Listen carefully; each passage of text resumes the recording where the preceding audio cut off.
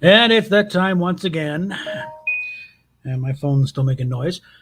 All right, and a little different here. We're going to do something fan film related. It's not a fan film per se. And also, if it's then going to get me bounced 5 or 6 times trying to get through the damn thing. But this past weekend, they did another fan appreciation weekend at the Star Trek Continue sets in Kingsland, Georgia. And Vic was there personally, and he led everyone on a tour of the sets. It takes about an hour, so this fits the format. And we're going to go through that here, and you get to see all the behind the scenes stuff, little secrets of what they how they got certain things done. And he does kind of take a little bit of a vague swipe at a certain other attraction with full sets. So there, I'll get to that when it comes to it. Not mean spirited, but just kind of pointing out some differences here and there. So let's just go ahead and get to it here. And here we are. This is past weekend. Ray Tesney's the first one you can see first. He's the current guy currently owns it and is paying the rent on there. So here we go.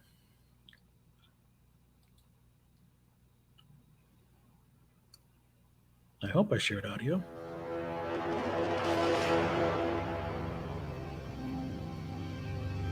There should be some sound coming through. If it's not, let me know now. Yeah. Okay. All right. This was live stream at the time. You guys can see a little bit of the background behind me. Just a little bit. Seeing behind the curtain, as it were. Behind the curtains. So I am going to introduce your guide for today's tour. And here we are. Hello, everybody. I do want to introduce Vic Mignogna. And a lot of you have heard me talking about Vic. But this is him in the flesh. Don't believe a word of it. No, don't. But this is him in the flesh. Vic is the executive producer and creator of a highly successful web series, Star Trek Continues. And it's Vic's inspiration that created the studio that you guys are going to be seeing in just a few minutes. In addition, he did play Captain Kirk. And he does look like Shatner, doesn't he? He looks a lot like Shatner.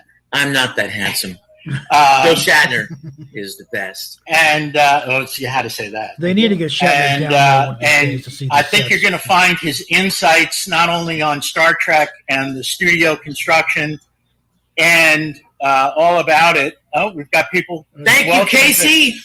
Thanks, Joy, Casey. Craig, thank you. And guys, ask questions along the way. And if you'd like to leave us a tip along the way, or certainly at the end, we'd really appreciate it. Yes, let me just say, this is our most beautiful baby. This studio and the sets that so many people work so hard to build are so beautiful. Okay. And if you're a Star Trek fan, it's like arriving in heaven. Hold on. Let me pause that before I start to get some. Let's see. Let's try this again here. I may have forgotten to hit the click share. I think I forgot that. Yeah, share audio. So before we go any further. And it's a dream come true. It's like stepping into a dream. I always tell people. I'm excited to take you through it. We've got a large group of people here that are going to be following me in personally. But you're welcome to. We're very happy that you're joining us. Right. Well, yeah. Monica D and Dee and Tish and James. Get ready because we're going to the Enterprise. All right? Thank you, guys. Stand by. Okay. I think so. We'll try it. Go ahead and try it. Thank you, sweetie. Here we go. Good morning, everybody. Oop, hang on. It's time to fulfill some dreams. Okay. I'm so glad you guys are here. My name is Vic. How many of you have seen Star Trek Continues, my series? Okay, you, oh, you guys, get out. I'm just kidding. Just kidding. We Just put them on your earbuds. Your earbud. Oh, sorry. What, need that? Yeah, I don't know that they'll be able to hear you on here without it. So the mic is in the earbuds. Put them both in? If you want. Like no, you don't have to put them both in. Just one? Yeah, one. Yep. Okay, hopefully we're all right.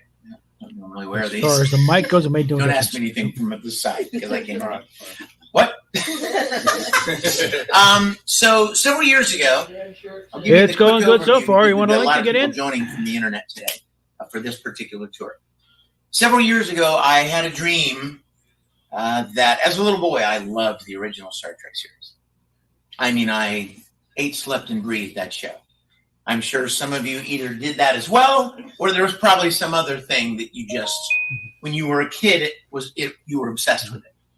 It might have been Pokemon, or Dragon Ball Z, or Transformers, or could be anything. But it kind of jump started your creativity. You know what I mean? You might have been 6 or 7 or 8 years old. You'd never done much creatively because you didn't really know what your abilities might be, where certain natural abilities might lie. And then you watched a show where you read something or you saw some artwork and it inspired you to try to draw or to try to paint or to try to act or to try to build sets or props. You want to jump in real quick? And for me, that's what Star Trek did. It started me doing what I do professionally now. I was like, you're going to jump in real quick here. So fast forward 4 decades. Can't even believe that. And I wanted to make an episode of the original series the way I remembered it. Not for money, but purely for love. Purely to say thank you. Hit the lights over there for me, would you, Dan? Here. Certainly. Turn the overhead lights on. They're on the left in between the black panels. Turn them off. Thank you. So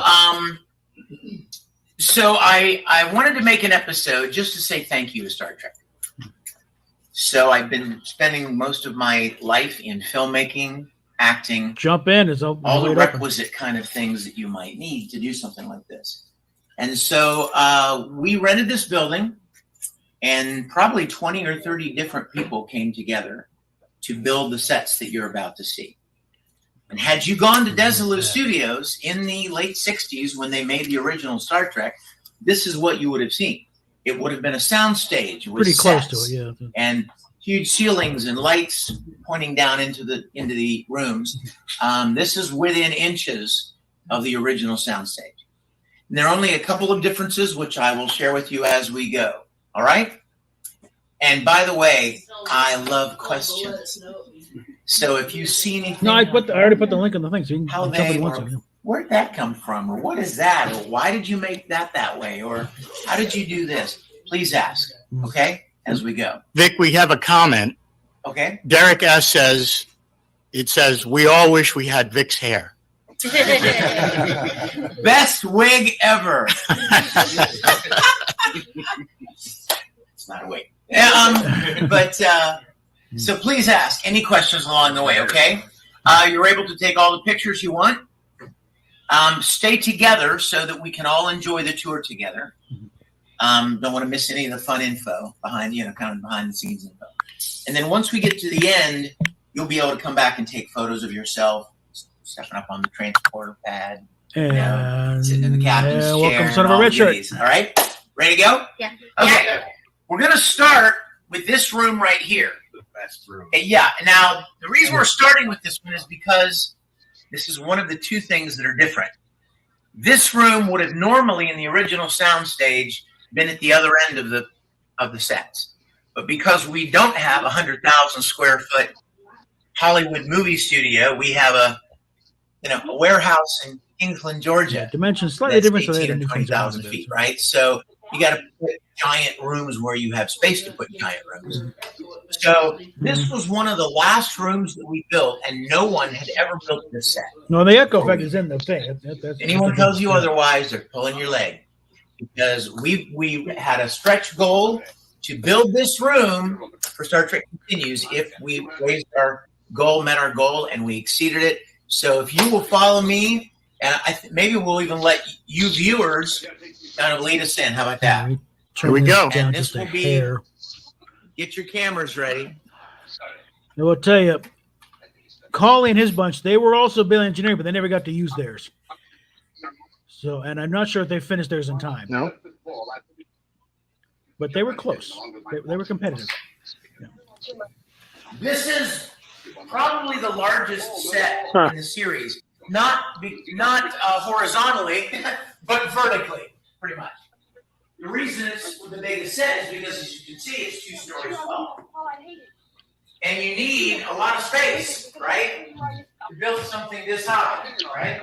You get all the way up here, you have guys working around up here, and crewmen doing their thing. So no one has ever built this set. So we did. And actually, this is kind of fun that it works, right? It's one of those things where like, oh, let's do it. Don't touch it. It'll fall. Hold on, get that. Let me tell you a couple of fun things about this room. Hold on, let me get that out of there. Your first thought might be, I thought it would be bigger. There we go. Don't need that hanging It up. looks perfect on screen. In fact, you will never watch the original Star Trek series the same again. Because when you go back home, put on an episode, and you're like, oh my God, I was right there. Like, I know exactly where they were in the set. And yes, it photographs exactly like the original. Hold on. Now, when we first built this room. Okay, let's hold on a second here. Let's resolve some sound issues here on our end here. Pardon? No, it's not true. There we go. Hello. Let's speak a bit so we can get a level. Can you hear me? I can hear you and also hear what you got going on behind you. Oh, sorry, buddy. I didn't realize. You know what? If you don't mind, I'm just going to mute it and then chime in when you want to talk. I tell you the God's honest truth. I had forgotten what time it was on Monday, and I'm 3/4 of the way watching the Humphrey Bogart classic, We're No Angels, with Peter Ustinov and Aldo Ray. No problem. And I got that in the background. I was kind of cheating and trying to watch both at the same time. All right, yeah. Well, Bogey. Sorry about that. Okay, no problem. Yeah, just mute that and then. Who doesn't love Bogey, right? Oh yeah, I know. I mean, back when they started showing Treasure of the Sierra Madre and colorize it, I turned the color off. So. Give me Casablanca any. Well, yeah, I know. Okay, now we'll get back to this while you finish watching Bogey, and and try and pay attention on this one because it gets into some stuff here. This wall was not here. If you think about it, in a TV set or a movie set, there will almost always be one wall missing. Why? Right. Where's the camera going to go? Where's the lighting people going to go? Where are all the crew people going to stand? If you want to get a big shot of this room, if you want to see all of this room, you got to be about 10 feet that way or 15 feet that way to see everything. You can't be in the room because you won't be able to get far enough away. A couple things with engineering. They never built the great big, I guess they're superchargers or whatever, So and also emergency this manual wall monitor. was never here. One of my favorite sets for some We had reason is that because part of the building as well, and engineering. even back Wish here they'd done behind that. this area here was where all of our production offices were.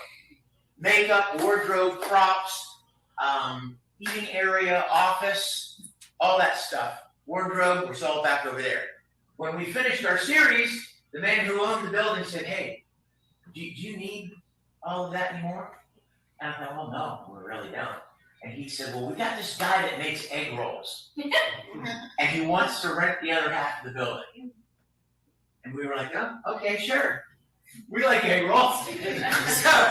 so we let them have the building, but let's say this is the egg roll guy. This was me. Can we please just keep this part right here, please? Because this set, you can imagine the work that went into building it. This is actually on the other side of the building. That big wall there separates the building in half. Oh no! First time down there, we went about a week. It was the first fan appreciation weekend they had down there, I think, or one of the first. I'm going first. We went down there a week early just to kind of get the lay of the place and know the route and and where the warehouse was, so we wouldn't be lost when we got up there. And of course, nobody's there on this end, but I did go the other end, which that's where the egg roll people are. So, talked to a guy there, seemed nice enough, but he wasn't quite sure he didn't know what the hell was going on their side. So, but there was some stuff left over from whatever the last fan thing there. So, and I think they got some of it in a video when I first up there. So, but yeah, and there was also an incident. sometime last year when they were hosing the place down because you got to, for health, you got to clean it out. Well, unfortunately, the water kind of went under the wall dividing their part from it. So they kind of flooded engineering for a while. So one of the weekends, it was blocked off. This little rope. Yeah, you can look in there, but you can't go in because it's all flooded. So we begged the owner and the egg roll guy to please let us keep just this area. And he put this wall up so that he could use all the rest of the area. Now, obviously, this is one of the most visually stunning parts of this set.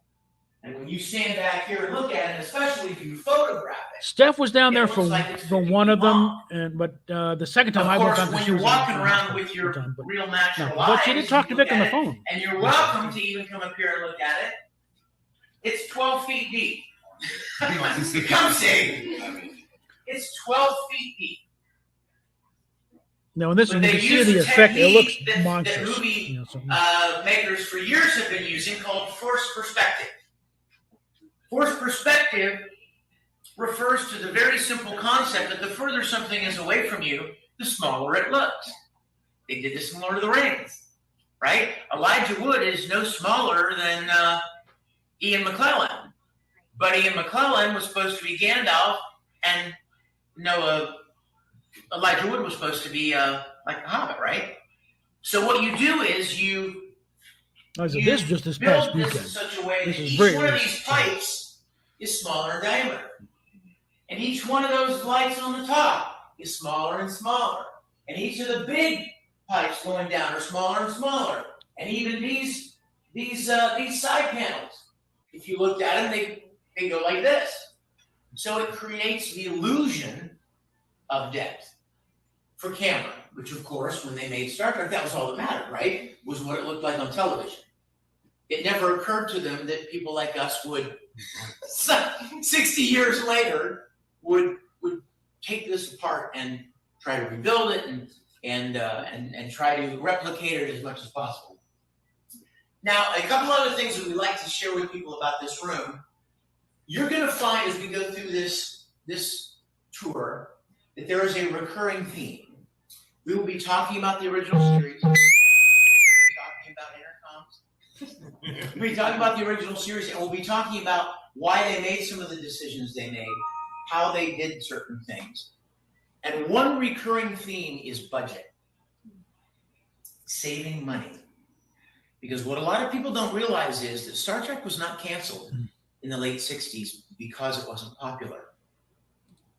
It was canceled because it was too expensive to make. It was also canceled because they got sick and tired of dealing with Roddenberry. I don't know the basis, but that's another subject for another video. The network didn't want to make it from the very beginning. They told Lucille Ball. Was this a pre-filmed thing as a promotion for the show or a promotion for the tour? It was live stream for their fan appreciation thing. Plus, it's a fundraiser thing for the thing because they got to keep they got to pay the rent on this side of the end to keep the electric bills on. Expensive show on television. So when they're not shooting fan films and money that way, they got to keep the lights on somehow. What kind of regular weekly TV shows were on television? Westerns, sitcoms, contemporary sitcoms, Father Knows Best, police shows, cop shows, right? What do you need to make a cop show? Cop uniforms, cop cars, city streets, they all exist. What do you need to make a Western? Horses, cowboy outfits, right? That's all. There are plenty of those. Ranches, they're everywhere. What do you need to make a Father Knows Best or a Hazel or a Brady Bunch? You need a normal house, contemporary clothes. Nothing. It already exists. You have to create nothing.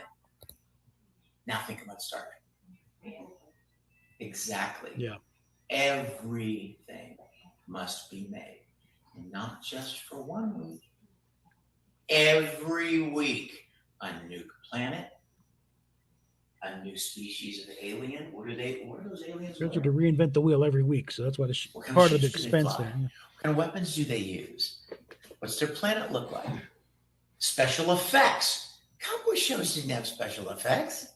You know what I mean? Cop shows didn't fire phasers. Well, technically, visual effects. Down. They had special effects, So onset you explosions. see, and none of the rooms existed. what does a starship even look like? And every time you go to a different world, there's different sets that have to be built, different costumes that have to be made. Do you see?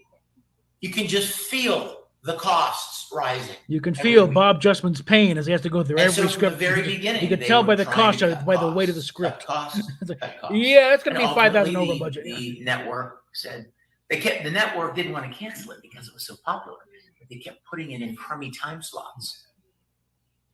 In other words, they would put it at a time of the day or time of the night or a certain day of the week where less and less people were likely to see it. It was really popular with young people, as you can imagine. Well, what do young people do on Friday nights at 2 a.m.? They're out, right? Or partying with their friends, going out. So they would stick it in these slots where its main audience was not going to see it. That's why Star Trek was canceled. Surprisingly, some of these kids did. Oh no, there were no. We got to go for Star Trek. Exactly. Exactly. Not even a video, not even a VHS recorder. Like if you missed it, you missed it. So budget. How do you save money? If you know from the very get-go that this show is going to cost you a tremendous amount of money, one of the best ways to save money is use things that already exist. Repurpose things that are already in existence, but you're going to use them in a different way. For instance, see this hexagonal grating right here? There's another one right there. You're going to see it all over the ship. Now, to Matt Jeffries, the production designer, it looked kind of futuristic with the shape, the geometric shape. Just painted orange. But you know what it is in reality? This still exists, by the way. A lot of things from the original series do not exist anymore, as you can imagine. Yep. This does exist. This is the real stuff that they use. It's structural support for big cement pours.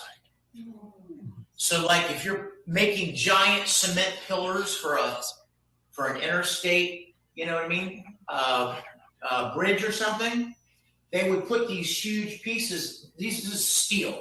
It'd take about 5 of us men to carry this. It's enormously heavy. And they put them in cement, and they pour the cement to help give the cement some structure. Well, obviously they didn't use it for that. They used it for a set piece, right? For instance, see these cylinders, these domes all around here, okay? These gold domes. Well, in actuality, you know what they were? They were kids' balls. Literally, we went to Walmart. This is the Minions ball. This was from the Minions show. And we knew that they were 7 inches in diameter. And we just bought them, spray painted them, done. Use something that already exists and repurpose it. There are a lot of stories about Shatner ticking off the stage crew because he'd sit around kicking these balls around. Like they come in here to shoot, right? And they're trying to set up a shot, and Shatner's kicking the balls and throwing them. And the stage crew get crazy because they'll put it back on the set.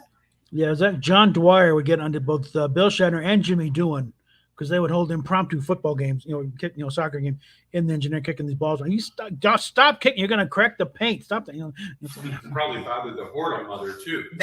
Thank you. I was going to say it and I forgot. If you remember an episode called "Devil in the Dark" of the original series with the Horta, the creature on the mining colony that would bore tunnels, and they were trying to kill it because it was killing all their men, and they kept finding these nodules all over the place. They just thought they were some weird geological anomaly, and they turned out to be the Horta's eggs. It's the same ball from engineering. Repurpose. Look around the room here. You see all these things on the wall? These things? Whatever the heck that is, those things, we call them plant-ons because that's just an easy way to remember something you plant on the wall. You know what they really were? They were styrofoam packing materials for typewriters, mimeograph machines, maybe light bulbs. Yeah, a little further detail, background there. Around 1966 or 7, the studio got a shipment of brand new IBM Selectric typewriters for the secretary pool, and of course they came in these styrofoam packing things. So hey, wait, we can use. So they Right, we're raiding the dumpsters, grabbing these things out. They're also raiding the dumpsters for Mission Impossible next door because they get some kind of high tech gizmo thing and they come in a thing. Well, they take the package into spray painted silver, stick it on the wall, and that's what he got. Right? Think of that. Do you see what they're doing? Yeah. They're just finding crap and spray painting it and putting it on the wall. Because the point is, it doesn't matter what it is. It's just background. It's just there to make it look like a real room and to break up the otherwise plain gray It's wall. a clearly manufactured shape, Now, here's and the so problem. A lot so of it this fits. stuff doesn't exist anymore. Sure, you can buy typewriters, but the packing materials don't look like that. That kind of stuff was, long gone. Some of you guys probably bought a TV lately, Yep. and you slid it out of the box and had the foam packing materials around it. They didn't look like that back then. We found a guy in Jacksonville who has a machine what? that connects to a computer, Yeah, and he can cut any 3D object but he's still in the chat. that's built in a 3D software program Okay. out of foam. He originally started by building this ceiling over your head. When we decided we were going to build engineering, we wanted that ceiling. Those big arches, and you could even shoot up like from a low angle and see these big arches. Well, we started to build it out of wood. And within about 10 minutes, we realized that was never going to work because it was going to be too heavy. There'd be no way to hoist it up there. And if you did, and we're lucky enough to get it up there, and it ever fell, it would crush anyone or anything underneath it. So while we were trying to troubleshoot that, we met this foam guy. We drew these, one of our guys drew these up in a 3D CAD program and just sent him the file. And the next day he shows up here with a flatbed with all of these pieces. And you and I carry this ceiling right out of here. It's just fun. So once we realized what we had the capability of doing and recreating with this foam guy, we would draw these things up in a program and send them to him, and he would just cut them. In other words, these images, these plantons, go back home and watch Star Trek, are exactly what was on the walls.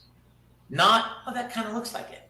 Oh, it's square with holes. No, it's exactly what you would have seen in the original series. Or at least close enough that you can't. Any questions? By the way, they always repurpose things. This room was also used as the gymnasium. If you remember the Charlie X episode where they were doing somersaults and Kirk was teaching the teenage kid on board how to like shoulder rolls and messing around. This was the gym, the gymnasium. And theater too? Yes, this was a ship's theater as well. Take this big thing out of the middle here, and suddenly you have a big open area, right? So, and in fact, this was not here in the first season. If you remember when Kirk fought Khan, remember when they had the fight in the original episode with Khan, Space Seed?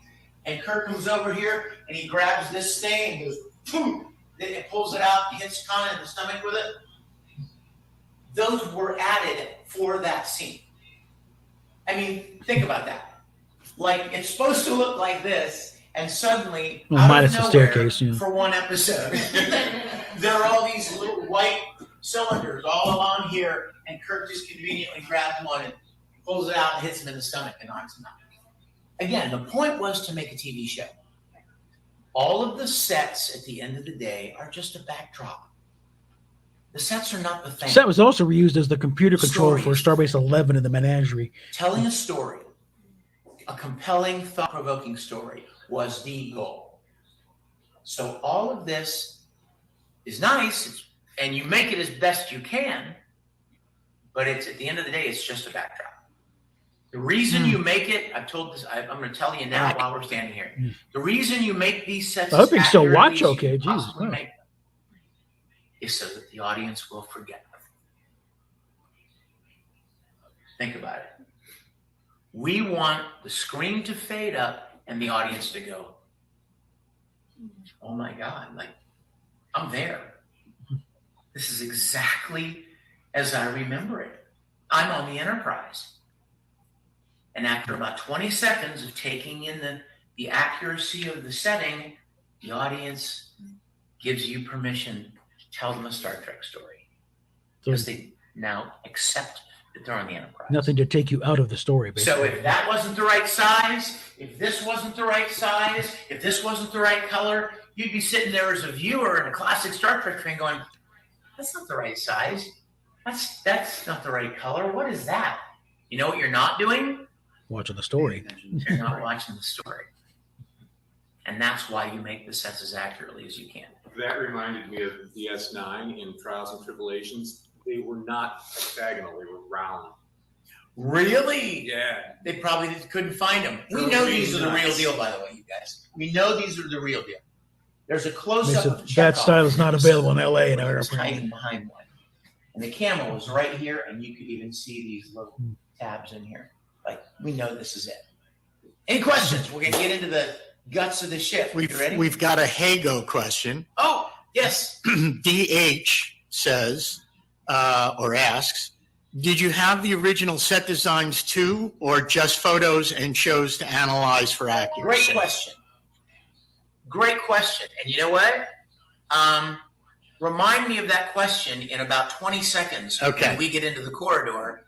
Was it TJ? DH. DH? I'm going to answer that question in just 1 minute. Come with me, you guys. Get ready. There's one of the big deals that Colley's always goes, Who's they've my got the biggest Star Trek blueprints. fan here? You know. Who's the biggest classic Star Trek fan? Yeah, but Dan's been here too many times. I need somebody who's not been here yet. Had to bounce me out of that line too. But You, sir, come here. Stand right here. Thanks. Come up behind him, everybody. Everybody, come on up here close. for example, I'm vaccinated, by the way. that little So, picture there no of need me to on the worry. bridge. That's me on that Now, bridge. let me We'll tell have to see it you if you really look. quickly. One of the things that Star Trek creators wanted to do from the very get-go was think of what the future might look like, right? Well, one thing somebody came up with for the show was, wouldn't it be cool if when you walk up to doors, they just open? Yeah. Cool, right? Yeah. And you guys are all thinking, well, what's the big deal with that? That happened at Target last night when I went to pick up some milk, right? But they didn't have that technology back then. They had the idea, but they didn't have the technology to do it. What they did have was some poor guy like this. He makes a lot of money. Behind the stage, pulling ropes to open the doors. $5 an hour. And so what would happen would be he would get either a visual or an audible cue to let him know when to open the doors. Matter of fact, they got a letter from some guy asking the show, how do you get your door? Because he's making automatic doors. This is probably in the 70s, though. Besides, by then, the grocery stores had the mat you step on that, open the door. How do you get your doors work so fast? And we're kind of heartbroken to tell him it's this guy behind the deck pulling a rope. So Because he can't see somebody coming from, right? If somebody's running down this corridor and these doors are supposed to open, they better open because the actor will run right into him and break his nose, right? So as you're running toward the doors, he gets a cue and he opens the doors. if you're familiar with the blooper reels at all, yeah, and you also know that the cue, some guy, all right, out of the way, door, and if he doesn't do it in time, bump, so. And that's exactly what we did as well. And our cue, I know this unbelievable, magical cue, doors. Yeah. Literally, that was our cue. As any actor was moving toward the doors, the actor would say, doors. And then you remove that audio. And when you finish the film and you put in the sound effect, and it looks like the door just magically opens. Because the door's also round. You ready, like Sam? hell. So you're going to give him the cue. Yeah, that won't work. Only doors works. And guys, get your cameras ready because this is the moment when you'll feel 10 years old again. You ready, my friend? Give him the cue. Doors. Oh. And yeah. That's what we want to hear. Yeah. Wow. And for a second, you're standing here going, you can't walk into it. It's a TV show. No, it's real. Wow. Yeah. Is that crazy? Yeah. Come on in, everybody. Come in here. All you Hago people come in here too. Ray's Yeah, gonna bring you it's in. kind of wild when first time seeing that. And, And we'll stop right here. So studying I'll that take something blue- else real quick. layout, Everybody come and you know exactly. Transport rooms are on there. Sick bay's here. So let's answer DH's question now. Because this is the point where I like to say to people, okay, well, how do you know how big to make everything? Fair question, right? Sure, you could guess. You could eyeball. But if you're wrong, it's not going to photograph properly. So how do you know how big to make everything? How do you know how big the briefing room is? How do you know how wide these corridors are?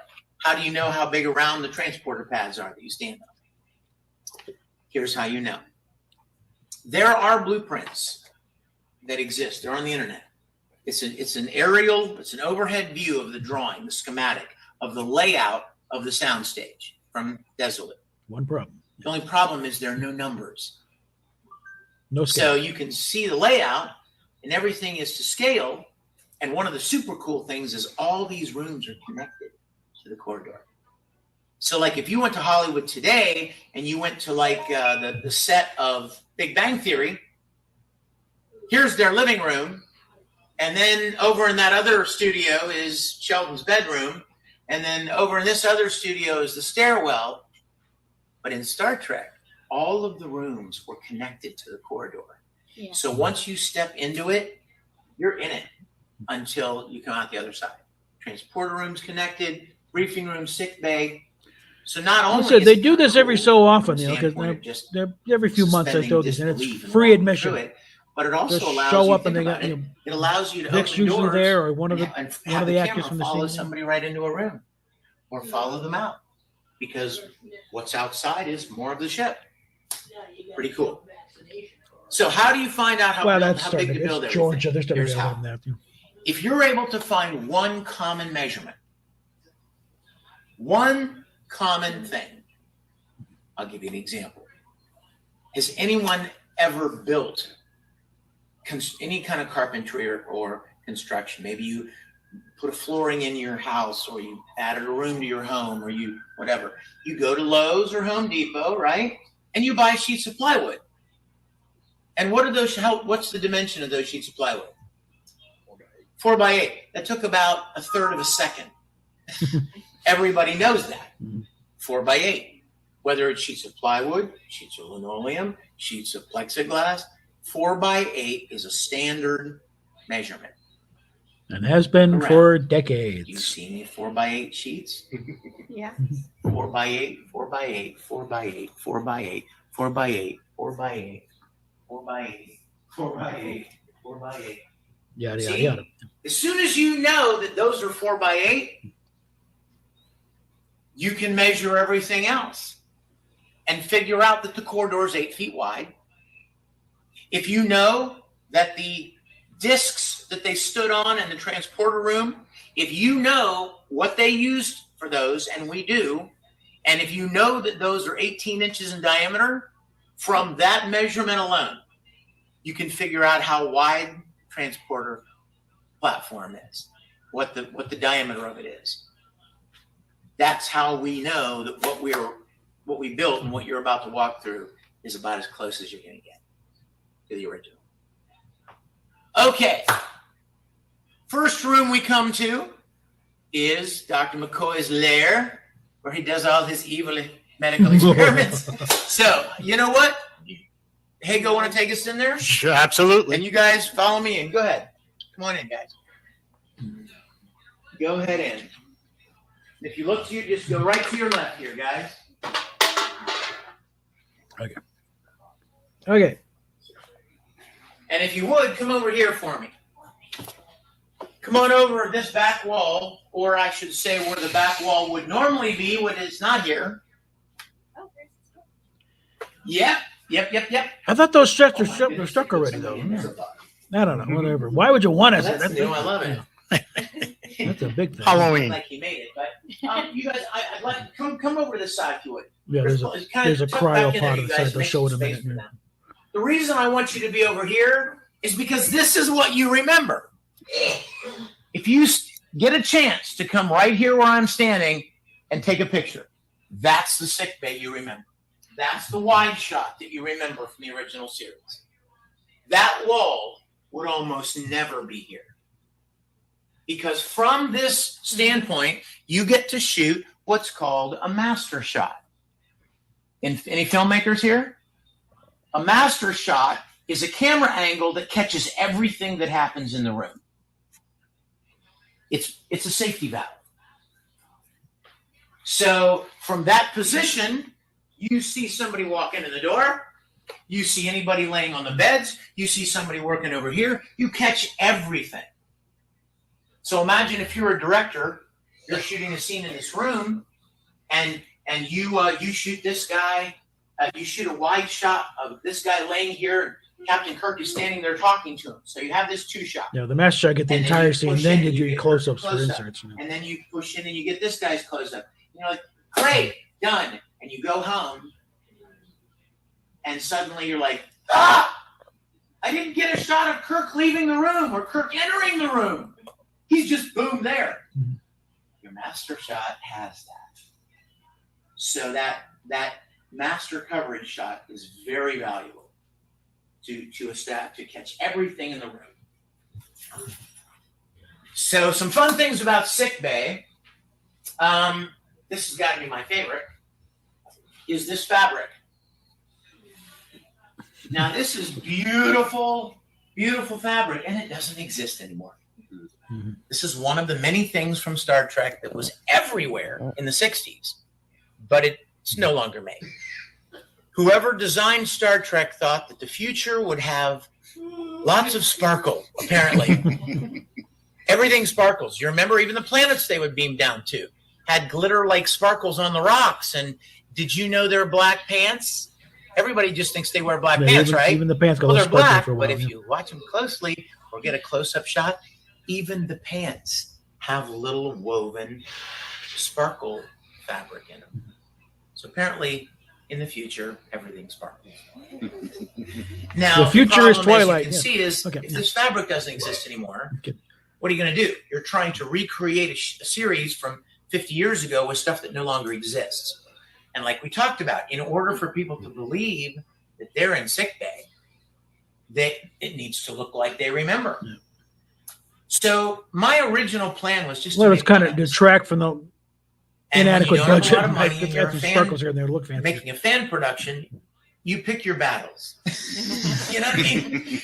You don't spend lots of money on something that is not the most important thing. So if you get a minute, look over here, and if you look at this fabric closely, this is what I found. This is the closest thing that I found. Now look at it when you get a chance. Look at it. It's a subtle thing. I think it's orange and gold squares, about the same size even, but it just doesn't have that Star Trek sparkle. And when the light hits this baby, I mean, it is absolutely breathtaking. So for our first episode, we used that because I never thought we'd make more than one. Be Pilgrim of Eternity with the Apollo. And when we got to about our third episode, I thought, you know what? I think people are enjoying what we're doing. We're going to make more. Let's come off the money necessary and hire a textile company to weave this fabric. So this was custom made. That's off budget. Exactly. Yeah. You see, in the original series, they went down to the fabric store and bought reams of this stuff because it existed. We had to make it. But it looks beautiful on camera, and it really helps bring the set. Bill Tice a few $100. He went to the local Joann's or wherever. Got as much series. By the way, Vic, if I can, somebody's asking a question about please. that. Yeah. Donald W. Hello. Let's see. He says he was wondering what did they use for the upper monitor screen. He says he thinks we're using PCs or TV screens. Nope. No, actually, because you know what? Here's what we felt when we were building this set and making Star Trek Continues. If it ain't broke, you don't fix it. If it was good enough for the original Star Trek, it's good enough for us. Sure, you can put TV monitors it's also around the best the way rig, to match the look. but they didn't have that. They had transparencies with lights behind them. So that's what we did. Now, in the original series, you remember this. This is, in answer to your question, this is a graphic. This is a transparency with light behind it. Now, I'm sure some of you remember that these arrows would move up and down. The way this was supposed to work, you guys, was, so that you know, the technology was that somebody lays on the bed and this thing right here reads their body and puts their bio signs on that monitor. That's supposed to be how that works, right? Remember how they're sitting around thinking of what the future is going to look like? And by the way, that technology is being developed right now, along with communicators, right? To an extent, actually. Remember, this was the mid 65, 66 when they were developing this. And at the time, the way, you know, people didn't have umpteen monitors hooked up to them at the time. They'd be in a bed, and a nurse would come in periodically and check your vitals and check on the other and look at the chart. And what they're showing that they got kind of, you know, angry responses because they came up with this thing and they go, how did you know we were working? Because they're working on certain sensors. They'll hook up someone to various sensors and have a readout, so they come in, look at the screen, and walk out. And it's getting, and again, you know, of course, hopefully we dispense with the wires now. But yeah, this, you know, semi-inspired and semi-just geniuses thinking along the same lines. Tricorders, personal computers. The list is long of things that Star Trek predicted accurately. And these arrows would move up and down in the original series. Cool idea. But just like the doors, that didn't exist. So what do? You have a poor guy backstage. Literally, there was a guy backstage and there were grooves cut and he would move those arrows up and down in real time and the camera would capture it. Now, we were lucky enough that we have CGI capability, and on your laptop, you could animate those things. So we just, whenever we needed them to move, we animated them through CGI. But back then, anything they could possibly do practically, in other words, in real time, physically, on camera, they did. Because they already knew that their special effects budget was going to be crazy, right? Every episode has something that's never been seen before. Somebody has to come up with. Now, do you remember me telling you that there are only two differences between our studio and the original soundstage? The first one was the location of engineering, right? The second one is this other half of the corridor. Like when you come out of this room and we go back into the hallway, if you just glance down this way, you'll see that there's just a bunch of stuff there. Now, in the original series, who knows what's right here? I know Dan does. There's a you know what's right next to sick bay? There were the old chairs. Is the lab, the med lab. And further down, right next to that, is Dr. McCoy's office. But here's the thing. If you're not making a museum, if you're making a TV show, and you don't have any scripts that here's call the general for med swipe lab at or Doc's Collie office, sets. why would you build them? All it does is waste money, waste time, and take up very valuable floor space. Very valuable floor space. Because think about it. Every episode, you're likely to have a new set you've got to build. Maybe you've got a Starbase Commander's office. You got to build that. Maybe you have an alien council chamber. Maybe the script calls for auxiliary control. Maybe it calls for guest quarters. Maybe it calls for a courtroom, like you saw in our 7th episode. So it was much more important to us that we had an area that was left open to build the sets we needed for each episode. We didn't need MedLab. We didn't need the office, McCoy's office, so we didn't build it. So that's the only two differences. You ready? Let's keep going. Going to do one thing for Joyanne. She wants to see our sick bay patient. Yeah. Yes, you guys. What they're if you saw our series, you remember this. This is the cryotube that they found old Captain Kirk in on the Defiant. This cool thing was built for us, and I laid right here and they put it over top of me, and it was very claustrophobic. Now, And if you'll notice from our ninth I episode, don't know what the story's the behind black that and little white Spock episode, mannequin. the planet, the one with John Delancey as our guest star, Scotty was working on a probe to launch into the atmosphere. And you to also note the counteract parts of the effects Romulan radiation bridge there. in the atmosphere that caused people on the planet to only see monochromatic. Well, now you need a probe. Well, now look at that thing, guys. Look at it closely. There's not a square edge on it. It's all rounded. It looks like a big Tylenol. Well, how do you make that out of wood? Take a long time. A lot of sanding, right?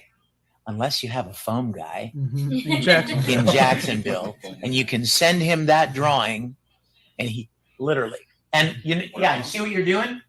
Yeah, he puts a coating on it, because what happens to foam when you stick your pen in it?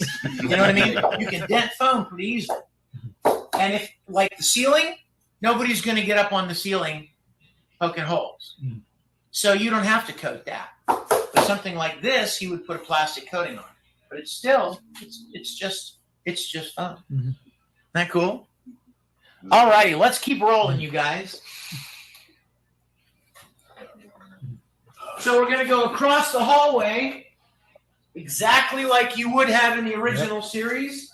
And we're going to come to one of the most iconic sets. Just turn to your copies of Making a Star Trek in the center with a picture of the layout of Stage 8. And again, follow me into the following back the of the layout. room here.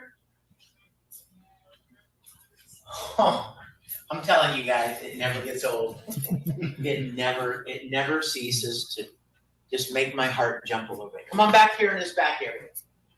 That's where you're going to get that image that you always remember, you know?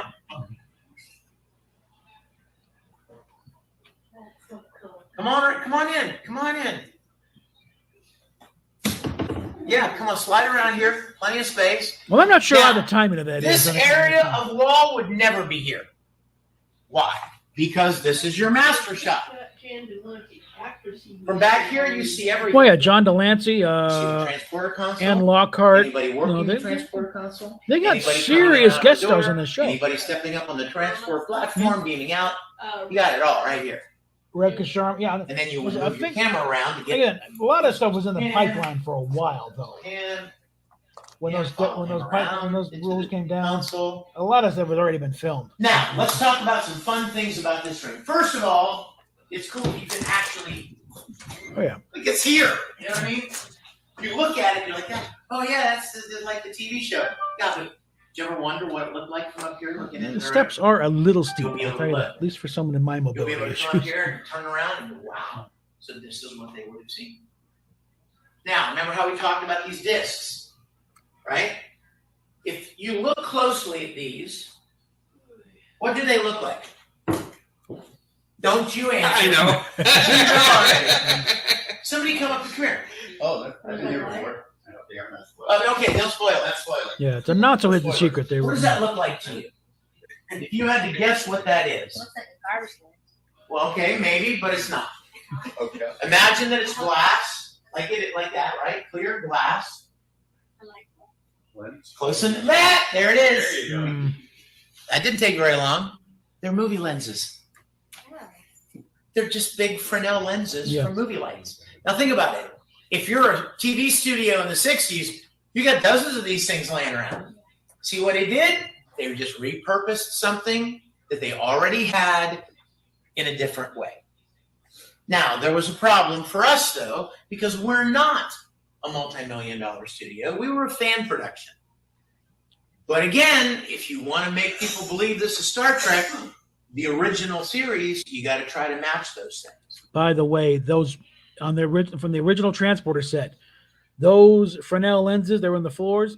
They still had them, and they were repurposed for the next gen transporter room. They're put in the ceiling, the very same pieces.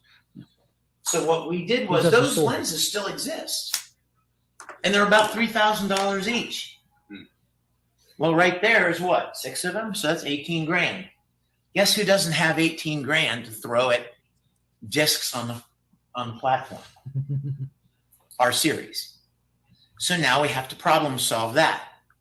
Our foam guy was the answer to one, right? But he doesn't make Fresnel lenses, unfortunately. So you know what we did? here comes the problem solving. I had a friend that worked at a studio in LA, and he borrowed one from the lighting department and gave it to me for a day. And we made a silicone mold of it. So we basically poured a big trough full of silicone with an actual Fresnel lens in it and made a negative mold of it. And then you get clear resin and you pour it in here and you make your own. In other words, Hey. it is exactly What's what up? the original series had, and it didn't cost $3,000 either. I won't complain. See this stuff up here? This moire psychedelic stuff. Yeah, this right? I did not know. I Yeah, was just surprised had by this. lunch. It's a thin plastic, and it still What's exists. You all right? A lot of things don't. Okay. A couple things do. Greg's on the phone. Okay. You know what it is? Okay. I get it. I just learned this myself a couple of months ago. It blew my mind. Me too. Me I too. know it still exists because we found it online, but I didn't realize what it was. All You know right. what it is? It's You called sure? That's drum it? wrap. Think No, about a no, drum I'm kit. doing okay. Think about a Okay. bass drum All right. or a snare drum. I get it. Bye. And that moire, that psychedelic kind of moire coating around the outside of a bass drum or a snare drum. And ironically, that's about the exact thickness of a bass drum. That's all it was. Now I want to recover my drum set in that exact time. Well, the good news is you'll be able to find it. Now, another fun thing I love to mention in this room, you guys, again, these things right here, the kind of film strip looking things in the middle, they were some kind of rebar or something, but we couldn't find it anymore. Nobody really, I've not even seen something that looks like them. So I laid this image out in Photoshop, and we had these custom printed on strips. They of look like plastic. struts for a So that's what shelving those are. unit. I don't know. You might be able to find it.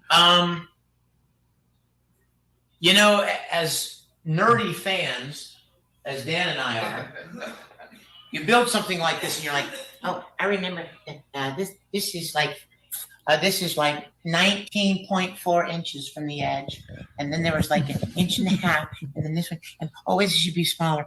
you know, you get kind of nerdy about the details, right? Well, back when Star Trek was made, they never had a clue. Well, yeah, because these And 50 are years later, working people sets. would This be is obsessing probably a over better every recreation detail of the what ship. the sets were actually In like fact, back in the so day. much so that they would just move stuff around as they needed to. Now, Dan and I, if we're building a transporter room, we're like, okay, the transporter, the console is right there, and it's at just a little bit of an angle. And then, like, I wanted a shot. Let's say we go back to the original series period, and I'm the director. And I wanted to get a shot where the camera was here, and you could see the technician standing here working, and then you would see Kirk come in through the door and walk No, up as to the gorgeous as console. that set is right now, Well, yeah, the problem console, is it's kind of console's rough. too Notice far away the from the switches door are a to little get off that kilter because they're not really in the well, what they secure. didn't do was, well, They we come can't out very move that. easily. You That's- also that- you know, know, careful that's to point supposed to be there. right there. No, they just picked it up and moved it all over the place to get the shot they wanted because the story was the thing. Making a TV show was the thing. It wasn't like Nerd Time where, you can't move that. They would just throw something on the wall. You want to talk about funny, you guys? There was an episode of the original series, Tomorrow is Yesterday, when the Enterprise goes back in time to the 60s. And they accidentally beam up a security guard from NASA. Does anybody remember this? And Kirk's like, don't let him out of the transporter room. Don't let him see any more of the ship than necessary. Right? And at one point, Lieutenant Kyle says to the security guard, "Are you hungry?" And the guy goes, He goes, "I'd like some chicken soup." And Kyle walks over, and there's a food processor on the wall here. Why would there be a food processor in the transporter room? The obvious answer is there wouldn't. For the story. And there never was before or after. They just threw it up there because the script said he steps over and gets him some chicken soup. So it's that kind of fun thing that they would they'd move stuff around as they needed to. Like if they would literally like set up a shot like with this guy, and the director's looking at the camera. He's like, okay, it's just a boring blank wall behind him. Grab that screen and put her in the wall. I mean, they just move stuff around to paint the picture that they wanted. They were not married to, oh, you can't move that. That's supposed to be right. Any questions? Last thing I love to tell people in this room is Sometimes this. they're a criminal about it Budget, with a bridge. right? They have all Let's get kinds back of to weird saving shots. money. So imagine if we're all sitting around the table conceptualizing Star Trek. How is this TV show going to work? What's it going to look like? How are we going to accomplish certain things? And somebody has a very sobering and terrifying thought. We're already spending more money than ever, and we have this ship, the Enterprise, that's 947 feet long, according to what it's supposed to be. How can we possibly land this giant spaceship on a new planet every week? You can't. The answer is the special effects would break your budget immediately. Yeah. You just can't do it. In fact, they would only set the model up 1 or 2 times and then shoot every conceivable angle of it. That's why when you watch Star Trek, they use the same 10 shots over and over again. Because money. You don't set that model up in a blue screen and studio and shoot it every week. You set it up once, and then you shoot the camera flying by the ship flying by this way, the ship going away from camera, the ship orbiting a planet toward you, the ship orbiting a planet away from you, the ship hovering and firing phasers, the ship going by sideways. Shoot it all one time, and then you keep all of those separate shots, and then you plug them in each time you need them for an episode. So they realized very quickly we can't possibly land the ship on a planet every week. So somebody came up with a brilliant idea. You know how they say necessity is the mother of invention? Somebody said, okay, wait, what if in the future there was technology that allowed you to turn matter into energy and move it somewhere else and reassemble it in its original form? Oh, saw that. And this No, you room knew was what that you born. were talking. Never mind. Yeah. And now, Yeah, those in the, yeah, 50 years, 60 years later, there's probably Yeah, no but- place you could go on planet Earth that people don't know what beam me up means. Think about that. They saw this room, that whole concept was created, was born out of just trying to solve a budget problem. I love that kind of stuff. Yeah, they hit on that very early Questions, on anybody? before they even knew what the ship was going to look like or how big There it is was. a question. We can't from afford to Mike land a H. 14-story ship. What in was this, the so- transporter sound effect? You mean where did they get it? Yeah. Well, they had audio guys that created a lot of sound effects, and even like today, like if you think of Star Wars, like the lightsaber sound, and a lot of those sounds were existing things that they slowed down, or they reversed, or they added with another sound to create something different. I don't know what the audio guy used to make that sound. That little. You mean the beaming sound? I would imagine. Yeah, Well, I don't yeah. really know what they used, but somebody obviously created it. Does somebody know online? Nobody. A lot of Yeah. the sound effects Yeah. are kind of music-based. Yes, they don't say it Okay. away. Now here's okay. I know we're taking a lot of time, but this is for our friends online as well, right? So let's make it a complete tour. You Have want to to know how check they that did out this? when it's there. The effect, the beaming effect? We're going to demonstrate. Will you help me? This gentleman is about to beam down. I'm the cameraman, okay? The cameraman, on action, this guy's going to walk in and he's going to step up onto the platform and say, energize. Ready? And action. Because that Watch. that Camera font was follows him designed, I up. think, with Richard He Edlund. steps He into was the working center for Howard and Anderson. says, and he stands very still. And somebody in the background flashes the lights on and off 4 or 5 times. I'm the camera, right? I don't move. And then the director says, okay, step down off the platform. And I'm still rolling. And then the camera says, action. And the guy behind the stage flashes the lights again in the same pattern, in the same speed and tempo as last time. Now you've got two pieces of film footage. And the only difference between them is that in one shot, the guy is there, and in the other shot, he's not. And what happens when you cross dissolve between those two shots? He just fades away. And then you hand that piece of footage to an animator who will draw a line around the outline of the actor. And then they will project the sparkle effect inside that line. So when he says energize, they fade in the sparkle inside the outline. And when the sparkle finishes, he's gone.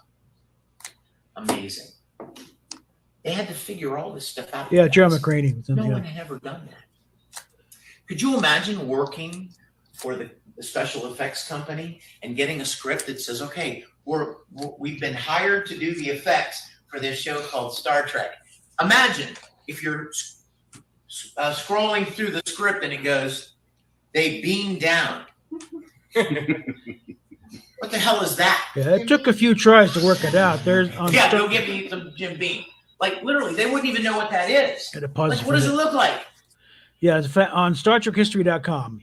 They got a thing where they got all the as much scraps of outtakes and discarded stuff as they can, and they managed to cobble together an earlier version of the transporter effect. And it was kind of there's a big, thick, colored line, and they flashed different colors as they materialized and dematerialized.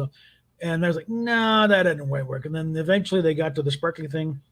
And then they had to work out the sound effect. Because, again, you watch the menagerie, it was rather annoying. Somebody has to literally create that because it's never been done. So it's not a matter of, oh, we just grab this and put it. No, you got to figure out what that looks like. Remember when Apollo, the Greek god Apollo, remember that episode? When the ship was firing phasers, that's another thing. What do phasers look like?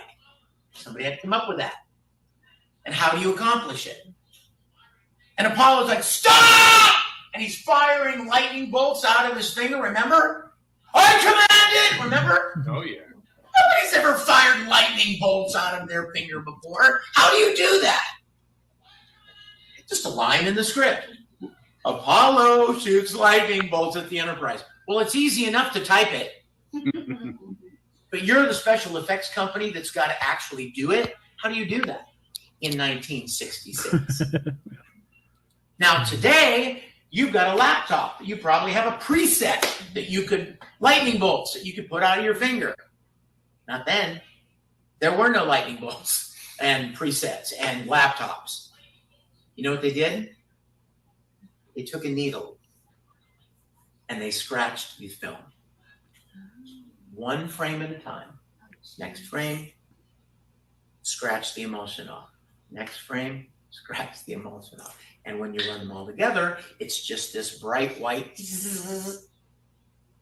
Amazing, right? Okay, I'm gonna continue on that one. I don't think they got that old school. That was what they did back in the days of Flash Gordon and Buck Rogers to do the laser zap when they did. But I think in that it was just standard animation. Thing I have to check it, but I'm pretty sure they just standard animation. So I'm gonna call them on that one there. Let's keep rolling. Wow. Okay. While we're moving, Deanna asked a question of me. Yeah. And yes, this will be on YouTube at some point. It is And now. let me also thank a number of people who have left tips online. goodness, So yeah. we really appreciate. I want you to Thank know you we for really that. appreciate Yes, that. for all of you online and all of you joining us here live, this is all done for love of Star Trek. There was not an admission fee, was there? Nope. Because we just want people to enjoy it. So unfortunately, there are hard costs involved in renting the building. You know, the guy that owns the building loves Star Trek, but not that much. He still needs his rent. And the electric company may like Star Trek, but not that much. They still need their utilities paid every month. So there are hard costs involved. So donations are incredibly appreciated. All right, now we turn this corner and follow me into the next room. I think we'll let our camera go ahead in. You'll notice the sign on the wall. This is the briefing room. Now, the first thing you'll notice is there are no chairs around the table, right? Come on in, everybody. Just come on in. Make room for everybody. Plenty of space.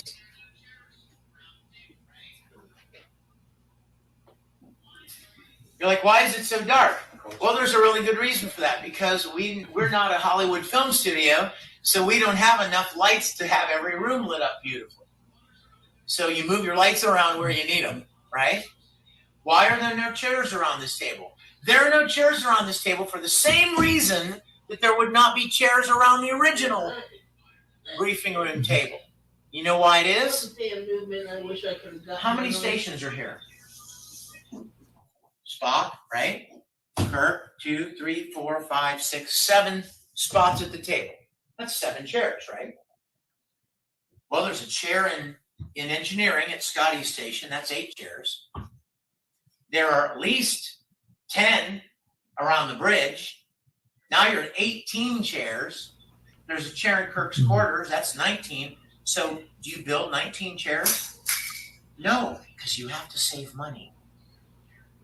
So what you do is you build 9 or 10, and then you just move them around based on where you're shooting. Because they were only shooting in one set at a time, right? If we're all in the briefing room having a talk about this problem we're having, we're not on the bridge. So the bridge doesn't have to have chairs. So if we were shooting on the bridge in the morning and then we took a little lunch break, we would say, hey, a couple of you PAs, grab the chairs from the bridge and put them in the briefing. So the beautiful Star Trek chairs, which you'll get to see shortly, are on the bridge. They're just not here. Now, little film quiz for you. Remember we talked about the master shot. Which wall would never be here? Think about looking into this room from a distance, right? Where you can see everything. Which wall would you take away? Exactly. That didn't take long at all. This wall would never be here. Ever. In fact, the only time you would need it would be as if the camera was shooting that direction. And it normally wasn't. This was gone. And from back here, if you get a chance, come over here and take a picture. You can see everything. See these beautiful arches? Table, everybody's sitting at it. Anybody that comes in and out of the door, you got it all from right here. Just the one time they did have it fully enclosed, though, was in the naked time. Spock is locking himself away in a room to try, and they kind of worked it up with him and Mark Daniels to work it. So they started on one and just sort of slowly came around. They can't, and so, but if you paid in shot, all the walls are up. It's just do a handheld shot and just slowly circle around them to the other side. So you're looking at the room's fully enclosed. That's the only time really you only see that all 4 walls up. Another fun fact about this room is that this room, again, it's the briefing room, but it's also the rec room. Remember when they would sit around the tables playing chess or drink a cup of coffee, or Uhura was singing and Spock was playing his little harp? That was this room. All they did was took this table out of here, put a bunch of round tables in here with some chairs around them, do some decks of cards down on the table, maybe a little 3D chess on that table, put a food processor in this on this wall right here, not the transport room.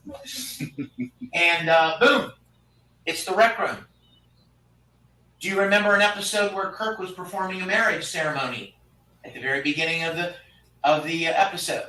Or the episode where Spock was performing a eulogy because they thought that Kirk was dead and they lost him. You're standing in the ship's chapel as well. They take this table out of here. They would put a wall over this door, and they put a little platform right here with some flags hanging behind. Somewhere I read that was really just a transport room, but I'm thinking more than that. That would make sense. And they had flat benches. So yeah, it makes more sense this where room. the crew would sit. And then they would take a door flat and put it in that wall right there. So now there's a different entrance. It's a completely repurposed room. Save money, save money, save money. Now, you see these sets of switches at every station? They're all over the ship. Back in the 60s, they were very common technology, and they used them all the time. They're all over the bridge at every station. They're everywhere. But here's the problem. This technology doesn't exist anymore. When's the last time, right? I mean, light switches don't look like this anymore. You got the big paddle switches. You have push buttons. You've got voice command, right? Oh, on your phone, you've got apps to turn your lights on and off. Back in the 60s, these were very common, but they're not anymore. So Star Trek Continues had another problem. How do you recreate all of these switches? Because they're everywhere. And if you want the sets to look right, these need to be right. Well, here's what you do. You buy one set of switches off of eBay from the 60s, and then you take them apart and you make little molds of them. And then you make them different colors, and then you stick them back in here. And what's especially fun is you can stick them different directions to make it look like some are pushed and some are not. And by the way, those are only Right? on the Now table you're by like, well, Velcro. yeah, they don't work. They don't do anything. And I saw them on Same with the television. intercom. Just It attached worked. by Velcro on the thing. So you can Did move you them around. though? Take them where you need them. I mean, you probably weren't looking at them. Listen to the story. Right. So let's pretend you're the viewer of Star Trek. You're sitting at home watching Star Trek on television. And you're watching me. I'm playing Captain Kirk, right? And I'm pacing around the briefing room, waiting for Mr. Spock to call. Spock should be calling from the bridge any minute. Where is Spock? Time is running short. Finally. Yeah. Kirk here. Mhm. Are you looking here? No. No, you're looking here. You saw me do that, but you don't know if I really pushed anything or not. And you double it. And when the click on sound that. effect guy puts the finishing touch on it, click, Mhm. you completely create the illusion that these are functioning buttons. Because that's movie magic. They don't actually do anything. But you can create the illusion that they do. Same with the tape slots. You see the tape slots at every counter, at every station? Well, unless you Yeah. need a shot, What? unless you Well, I'm a absolutely doctor, have not to a have a shot. shot of a tape going in that slot, why would you cut holes in your table? Yeah. That's just electrician's tape. Just gaffer's tape. Looks great on film. It accomplishes the goal on camera, but they don't have to do anything. Any questions? Another fun little fact for you. See this mesh here? It's exactly what they use. You know what it is? It's the stuff that they use on guitar amps. Oh. The facing on guitar amps. Still in existence, fortunately. Now, I want to tell you something really quick while I just thought of it before I forget. So see the 4x8 sheets? You notice in between each 4x8 sheet, there's a spacer, right? Out in the corridor, they're black. Some of the rooms, they're shiny, like this. Mhm. So you build them because they're in the show. But now in the original Desolate soundstage, there was literally a catwalk above the sets Hold on. where lighting guys would go up there and position lights. No, Well, what? We're a fan film in a warehouse in Georgia. We don't have a catwalk and millions of dollars to build. Yeah, well, they're similar type, though. Same So age. our director of photography came up with the most brilliant idea. He's like, look, we have to put these spacers in anyway, right, for the set. And based on the size, we could use 2x4s turned sideways. So this is just a 2x4. But his brilliant idea was, let's buy 2x4x12s. Watch for question. So that every 4 feet, there is a 2x4 sticking 2 feet above the set for the purpose of mounting. Mhm.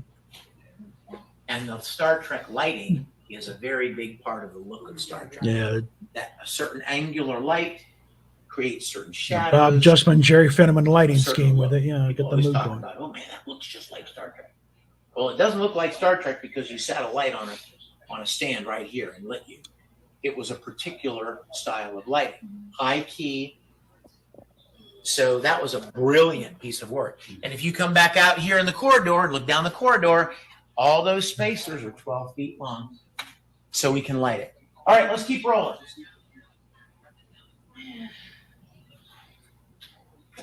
Now this is a nice touch here. Yeah, I like that. Come on down here, guys.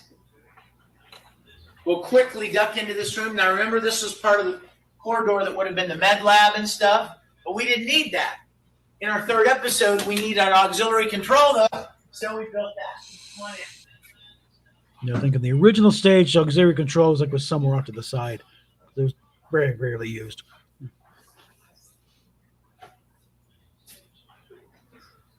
And there's kind of a jumble here with other pieces here too. I think I've got some people mad at me because we're taking longer than we normally do, but since we've got our people on Hago watching and joining us, I want to make sure so you guys get get all the goodies. Now, this is auxiliary control, at least for today, right? This is that area I told you about. This area would normally be wide open and we would build whatever set we needed.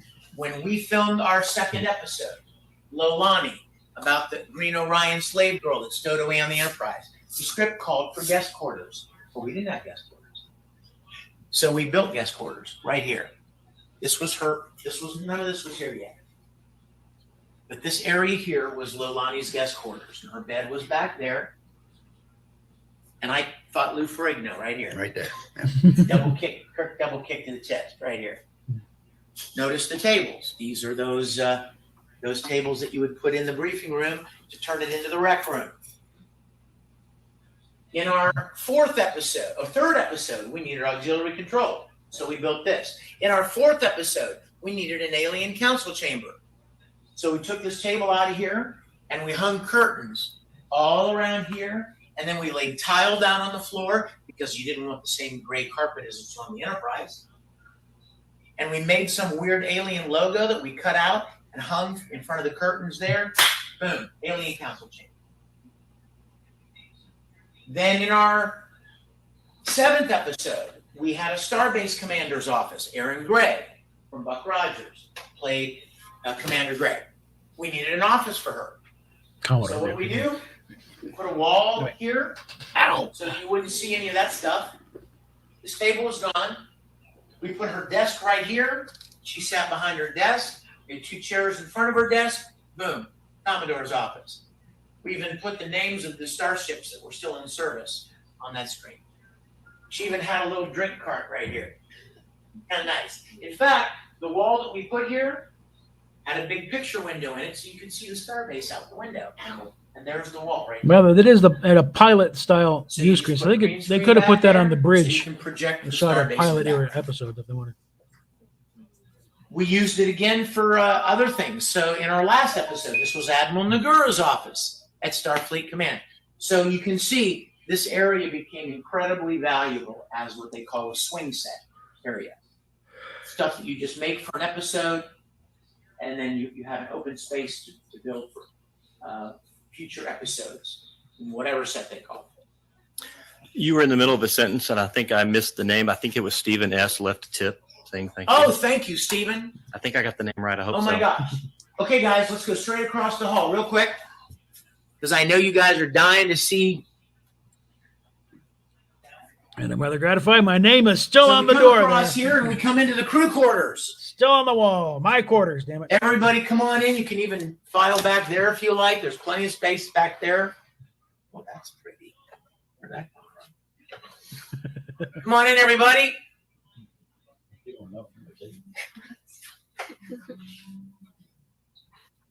Come on in, everybody. Keep coming.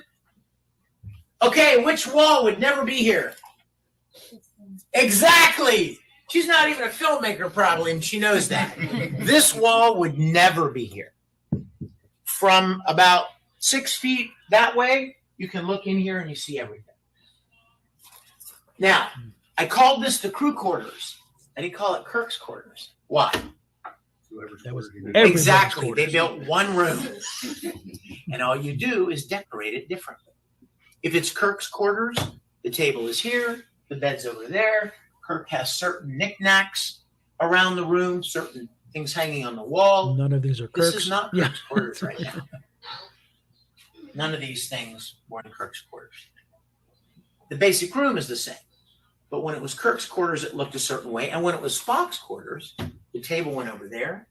The bed came over here. They hung red curtains around this wall with weaponry suspended in front of it, like artwork. Remember, he even had that big gargoyle with the bowl and the incense burning. Somebody left a big room in Yes. By any other name? Joy Inn has left a tip for us. Joy, thank you, Joy. Bless you. Now, it was also Uhura's quarters. Anybody's room, this was their room. So you just repurpose it by decorating it differently. Notice the sick bay fabric again. Yeah.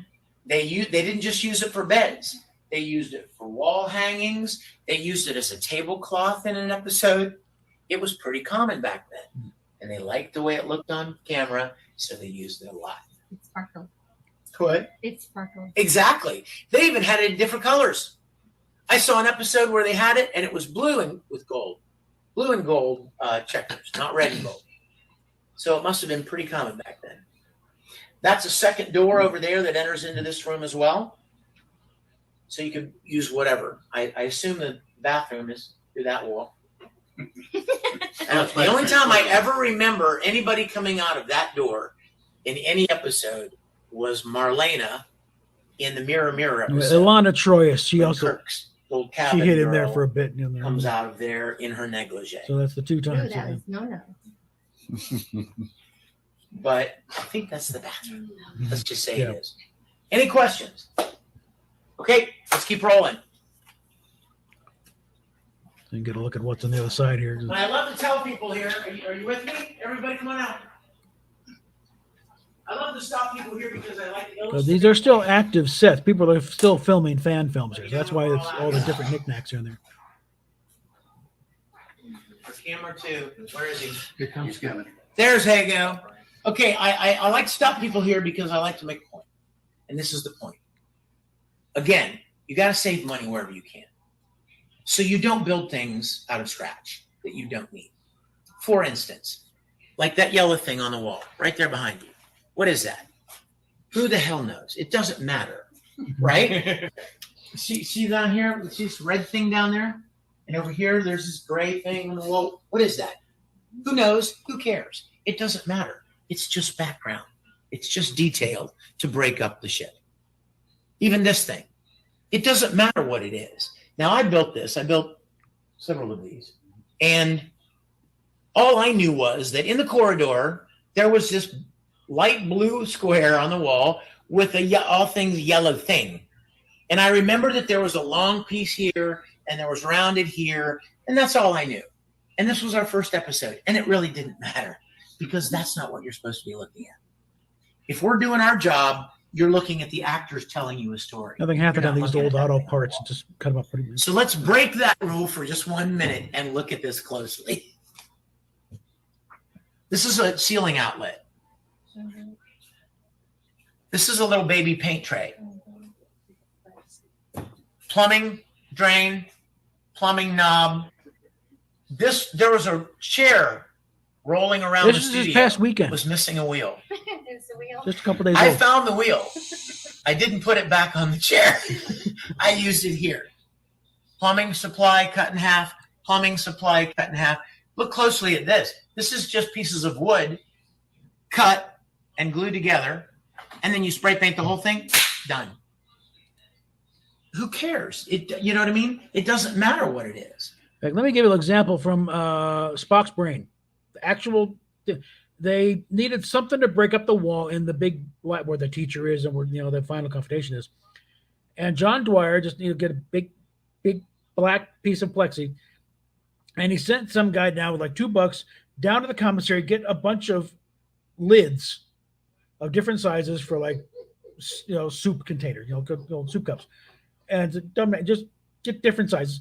and he would just paint them silver, tack them up on the wall, and because they're going to be in the background, you're not going to focus on them, but you need something that looks like some kind of structured, manufactured thing. So this isn't just something that someone cobbled. No, it looks like it was manufactured as part of technology, and it's back on the wall. You put a couple of blinkies on it, and you call it a day. Main thing is to make it look technical, and it really, who the hell cares? It's tops for soda cans or soda pop. If I'll give you an example. Can I borrow you? Yeah, sure. Stand right here. If I'm the cameraman, okay? Now I am, yeah. I'm gonna go to portrait mode because with normal nice cameras, if this is in focus, what's behind it is out of focus, right?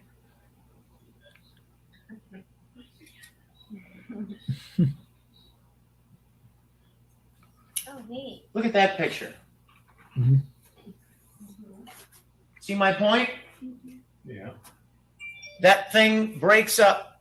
That thing back there on the wall breaks up the wall beautifully. What the heck is it? You have no idea. It doesn't matter. See how beautifully that works?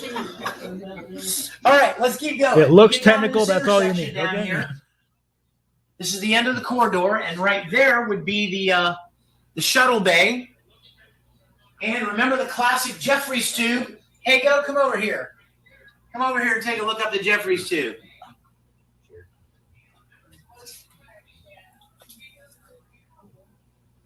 Now there's a camera platform up there that allowed the camera to shoot down and get that classic shot. Remember Scotty would climb up here to fix all the stuff, right? Oh, yeah. Yeah, Dan's even got the tools ready. Now, one interesting thing about the Jeffries tube, you guys, is see steps. This didn't just have to look right. It needed to be functional. People needed to be able to climb up there, and it needed to be able to support them. So these pipes are actual support, structural, and you can climb right up. And there are supposed to be these access conduits all over the Enterprise. In the imaginary world of Star Trek, these Jeffries tubes are everywhere. 15 or 20 of them. But you don't build 15 or 20 of them. You build one, and then you change the pipes around. You know what I mean? To make it look like a different one. Or better yet, you put the thing on rollers and roll it and change it. a plate right here that says Jeffries tube 19L. Yeah. There aren't 19, but the viewers, like, when I was a kid, the 10-year-old Vic saw that and went, wow, there are 19 of those things around that ship. There aren't. Love it. Love it. Quick question: can we climb up there? We don't, because for obvious reasons, safety reasons. Yeah, You library. could. Yeah. I had a little kid do it last time, but these had to be built really stable, and they are. In fact, when we actually used it in the show, there was a little step here to help people get up there. Now, right across here. Oh, by the way, Yeah, without that stuff, Notice over it's your real heads. tough to get up there. it's that same stuff from the Otherwise, I would transporter. have climbed up there and Isn't done it? myself. You see that you look, and there's more of that film strip stuff from the transporter. They repurposed things. If they liked the way something looked, they used it a lot. Yeah, that is the Like one the part sick that I bay wish I fabric, could have gotten the up into, hexagonal but no, mesh, without and a step there, the it's rocker impossible. switches and the moray. There's some more of it, even in the turbo lift. It'd be See tough it? without getting. There's one. that same stuff. And not only is it cool looking, but it also creates a continuity And by the way, You know the what I mean? handles in there, they don't from an turn. artistic from an art design standpoint. I checked them; they don't turn. It creates this feel that I see that, I think Enterprise. A little trivia bit there. I know when the light's going by to indicate the thing is moving, I think they probably came up with some kind of little motorized thing. On the original series, it was Jimmy Rugg back there, the light inside of a coffee can with a slit cut in it, and just spinning the drum. And when it changed direction, just turn the thing sideways, and it changed direction. That's all it was. And that's why you frankly, a little bit, because it got the thing going faster. So, but yeah. Come on, start. I see certain color schemes. I think Starship, like I'm on a Federation ship. So it serves two purposes. Right here is the brig. You're going to the brig. Where they throw somebody who was bad. One thing I love to tell people about this is, now this is supposed to be a force field, right, you guys?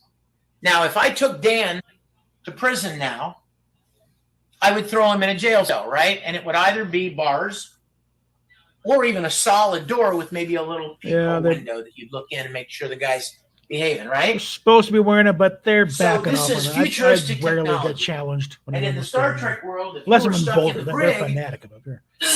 you couldn't get out. But how interesting and serendipitous and fortunate that it serves another purpose. You can see the actor. You can If get out you're if making you're a desperate. TV show and I'm having a conversation with you, how come you put me in here? Man, when I get out of here, ow. When I get out of here, I'm coming after you. Well, you can see the actor perfectly. But it's wide open. So the technology is kind of futuristic, and it also allows you to film the actor inside. Okay, you guys ready? Yep. Get your cameras ready. You're going to want to capture this moment. In the original soundstage, all of these sets were connected exactly the way you just experienced them.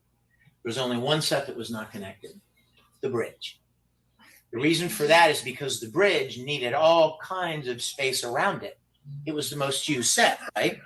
So they needed all kinds of floor space to bring in crane cameras and set up big dolly shots. Remember those big shots where you're 20 feet in the air looking down on the bridge?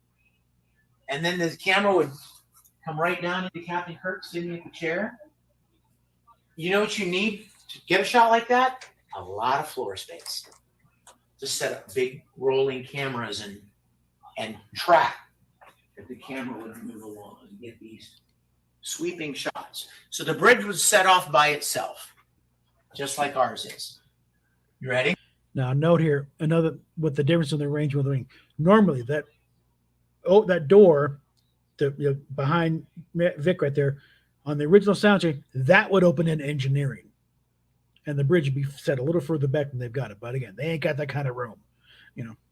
If they had the run of the entire warehouse, they possibly could have. But then, the thing is, they also needed space for other things too. And the original show had 2 sound stages to spread out and offices in the building, so they couldn't do that. Why don't we let Hago take us in, go all the way in, and just And follow him this in, you guys. is where it gets fun.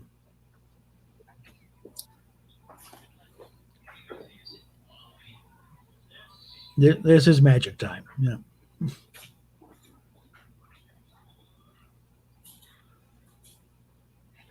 Because it is something walking onto that bridge. Okay. Come on in. Yeah, every time. It never gets old. Come on in, everybody, so the people behind you can see as well. Yep. That's the beauty of it. The main viewer looks legendary. Does it look great? The main viewer is new. They did not have that. It is awesome. Weekend in I don't think that. I think that maybe the That is one exactly panel, the scale, too. sorry, but then nothing. There was 4x7. actually a bit of green screen Go there. like this. I'm totally on it. Oh, yeah. Not, no. Yep. So just to be, I want to get back down is to be able to Is sit in this that beautiful sit in or that what, you chair guys? and look at the view screen. Because before looking for it and it's Come on in here. I'm taking the whole view. I know. Can I use you as an example right now? Stay where you are. She can see the whole bridge from there, can't she? The only reason she can is because this is not here. You see my point? All the shots you remember, the big wide shots of the bridge, they have to be out here to see it all. If this was all filled in 360 degrees, you couldn't get any further back than this. You'd never be able to see everything. This was built to be a soundstage. It was built to shoot a TV show like Star Trek. It wasn't built like, as a museum, all three. In fact, I would bet you $100. If we had gone to Desilu Studios at any time in the original series, I'll bet you $1,000. I'll bet you $1,000 the bridge was never completely closed in 360. I am going to take Vic up on that bet because the opening shot of the bridge, one of the opening shots in the Cobra Might maneuver, Kirk first steps onto the bridge. I don't think. I'm pretty sure that's the one, the very, very few, and probably the only time you have the entire bridge enclosed. But I'm going to check that because they may have pulled the engineering console there to fill in that. But that's one thing directors always want. They want to shoot the entire bridge and then Matt Jeffers would set them straight. No, that's not going to work. It's a pain in the butt. Yeah. Never. Even if you were in here shooting close-ups of Sue, you'd still have to get in and out of the bridge quickly, moving equipment in and out. You would still have some area that was open to get in and out quickly. There was only one episode where I found but where was the camera? they had you been shooting from an open section over there. Exactly. And by the way, he just went this way in front of the view screen and came to talk to Spot. Yeah. Well, guess what? Notice the way this room is built. It's like a big pie. Do you see the wedges? Wedge, wedge, wedge. All of these sections were modular. So you could get them out of the way to get the shots. They shift them around to fill in a gap in the Now, bridge. here's a fun fact. Remember we talked about setting up the enterprise model and shooting all the shots you need at one time, right? Save money. Well, they did the same thing with the view screen. I would bet you guys that 95% of the time, this whole section was gone. It was rolled out of the way somewhere in the back away from this. Then we get back from in everything. Because from back here, you get everything. We shot a lot of big wide shots. Well, they work on the entire bridge. He doesn't focus on the view screen and around, but I think communication all that with the back of the bridge. Yeah, is but probably I out saw for the that. view screen. It was in almost every episode. Yeah, you're right. And you know what they did? They probably rolled it in one afternoon. They set the camera up here, and they took a static cover shot of just the view screen. Then they moved the camera back and shot another shot of the view screen with their heads, back of their heads, the shot. What I thought it was. Then they moved back once more, and now got Kirk in the shot. Well, I said I'll check that. The only full bridge you see in that thing is the Corbomite maneuver, though. Throw them in a bin. Because that's the Corbomite maneuver is really a third pilot. It's the first regular episode they produced. And sometimes the back of Chekhov's head was Kyle. Of course, yeah. Oh yeah. Yeah, sometimes there's not even Walter match. Koenig, it's Billy Blackburn. It was sitting some there. different guy sitting there because that wasn't the point, right? The back of this guy's shoulder and head was not the point. The view screen was the point. They could have put anybody in that chair. They could have put Kirk's stunt double sitting here. Because this shot is not about Kirk. It's about the view screen. Also, that view screen is the newest addition. You guys are quite fortunate to get to see it. When we shot Star Trek Continues, none of this wasn't here. Neither was this platform. This was all wide open space to be able to get dolly shots in, get big wide shots. Now, you saw the view screen on our series is because it was a CGI view screen. And to be honest with you, we intended to build it. We wanted to build it, but every episode called for a new set. So after our first episode, we're like, hey, let's build the view screen. Oh, we have to build the Alliance guest quarters. So we didn't build the view screen.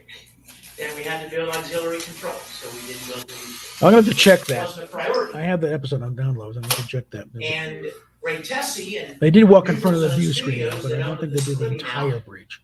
they raised the money to actually build it.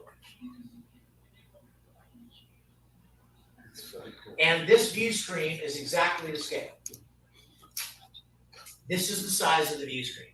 Now, wouldn't it be cool if that was like a flat panel that you could project? You could watch movies in here, watch Star Trek episodes, put a big bright picture of stars going by or the planet. That's really cool. There's only one flat panel big enough to fit into that space, and it's 100-inch television. And they're about 10 grand. Yep. So until the gracious manufacturer says, hey Ray, I'm gonna donate 100-inch television. Then we got it. This is what we do. We do a rear screen projection. That's what they didn't need. They probably never did that. They just had their effects people put something in that square. Yeah, it was just Any questions? painted Anybody? flat Oh, and they would, yes. Hey, lighting. do an insert. This has to be an actor thing. I'm singing, flaring at me. How are you guys focusing with this thing flaring at you? Well, It's called acting. down here Yeah. you're looking You here, ignore the light. right? You're looking at people here. Now I can see it up there, but it's I'm not looking at it, right? And we have it lit. We have it lit for tours, but it might not be lit exactly the same way if you were shooting. And you're kind of standing right in the hottest spot. Yeah. So here, have a seat. There. I have mine too. Oh. Now look around. Look at me. You know those lights are there. They're not bothering you. Yeah. Like you don't have lights. Okay. Yeah, they built a few command chairs. Okay, Vic has the one they used. This is a replacement, and there's another one sitting back by sick bay. So they've got a few of And those. what better place to use them than here? So Chekhov here gets to turn red alert on if you want. He gets to turn. I don't think they ever shot that scene. I don't think. Station on. He gets to turn this on, and of course you don't want Sulu to feel left out, right? So he can turn his viewer. Oh yeah, those switches all light up different parts of the panel. It's kind of fun. And these are the Star Trek chairs we talked about. This is what the chairs look like. Okay? But even then, you gotta save money. You gotta save money. You don't Reportedly, design originally and came from build Herb some Solo's dinette fancy set. I chair. don't know. It costs money. Yes, that's what he said. You just go down to the store and buy a plastic molded chair. That's what they did. I'm quite certain that the production supervisor told one of the grunts, "Hey, go down to the store and buy 8 or 10 of those molded plastic chairs." They brought him back to the shop, and they made a black cushion for him. They came up with a cool kind of a shaped design. Put that on it, right? And then they even just cut some little triangles out of wood, probably just glued them on the back, spray painted some color that no chair ever is, and suddenly, boom, Star Trek chair of the future. Yeah, it's called a Burke chair. You know, And it Burke is costs a manufacturer. They did from nothing. years. Really. Same with the chair this lady's sitting in. See the black chair itself, the actual chair with the armrests? Go home and look up Madison office chair. That was an existing common executive office chair from the 60s. And they went and bought one, brought it back to the shop, built this cradle around it, put some buttons and things on it. Put some buttons on it, done. Suddenly it's the captain's Yeah, chair. good luck trying to find one of those Doesn't look chairs like now, anything by the else way, in the without world. having to donate an organ or two. Notice more the rocker switches are at every station. Spock's especially has a set of 2. Any questions? We have one from Derek online, wanted to know if this is going to be available for viewing later. I believe it is. The chair is kind of Thank you for comfortable. asking. So I'll comfortable one. And let me just say this, you guys. I know I took so much longer, but you're worth it. And I want to make sure everybody gets everything, every bit of the experience out of it. Let me just say 2 more things. The first one is, I want to say 3 things. First, thank you. Thank you for coming. Secondly, if you enjoyed it, please donate. Like I mentioned, nobody here is making any money at all. Ray and Neutral Zone Studios just wants to keep it open for people like you. You realize, right, that there are millions of people just like you around the world that would give anything they had to get to walk through the original and sit where you're sitting, or step up on the platform and transport.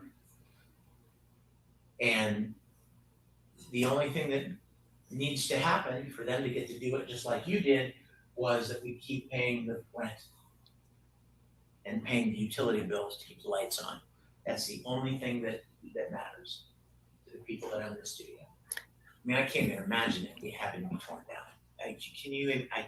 Yeah, that was a little bit of soul searching when Third they thing I want finished to up. say What do we is do with that these I'm sets going to now? let you guys loose to take pictures. You can sit in the chair, sit here, just be respectful. You know, some people like to come in here and go, "Oh, the ship's under attack." Bro. Yeah. No, that's how you break ship. Folks have broken the command And, chair that "Oh, way. does That, this do anything? Does this just be respectful. Take all the pictures you like, any of those things, and thank you for being here. God bless you guys. A lot of string of tips came in at the end, and a lot of people saying thank you for the Oh tour. my goodness, thank you for joining us. Thank you so much. Try to make plans to come in person. There's nothing like the real thing. Before we go. In fact, the second one of these things I went to, I was there. I figured, okay, I sat in the last time. I let the other guys have their fun, and they were doing a lot of and they Sorry. next day found, a bunch of you guys broke the damn command chair, so no one's sitting in the command chair for a while. Kind of sign on it, that notes in it, and they broke it. And then the next day, when Vic was doing his Q&A in the bridge, and I taped that, he's sitting in it because he's not going crazy. But yeah, it is something going on the bridge and walking around and getting all that.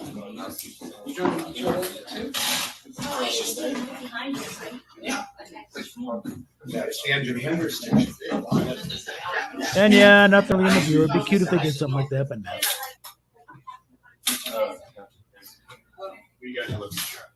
It's never the Enterprise. It's always somebody else. Whoever shot a fan film last year.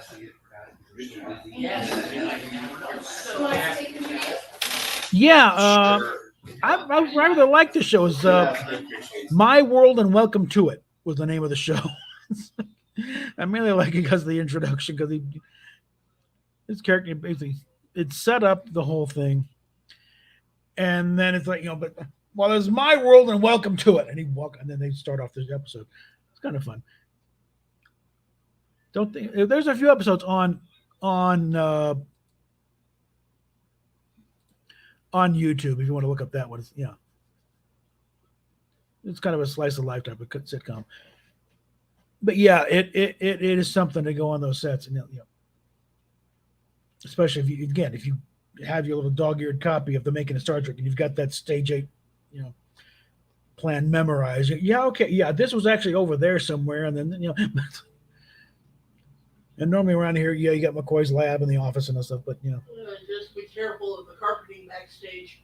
Yeah, some of the if your footing can sometimes get a little. It's kind of, if it's off the stage and just it's a little rough in there, so just and also it is Southern Georgia. If you're there in the summer, it's not that well air conditioned inside that thing. It is hot. It is kind of stuffy, and stuff went down for a while there, so caused a bit of a kerfuffle, but just off the bridge. All right, yeah. I'll tell you a little something that mentioned during the last time when Wes Moody was doing his trucking on Tuesday, and I think he's given up on fan films. He's just screening Star Trek episodes now on Odyssey. But William Wyndham was Bill Shatner's understudy during the Broadway run of The World of Susie Wong. And there's still a little lingering animosity there. He didn't really care for Shatner. Missed his style or something. So a little bit of annoyance there when he brought on. Because, Wyndham's trying to run his lines, and, Shatner cuts loose with some bad pun. So,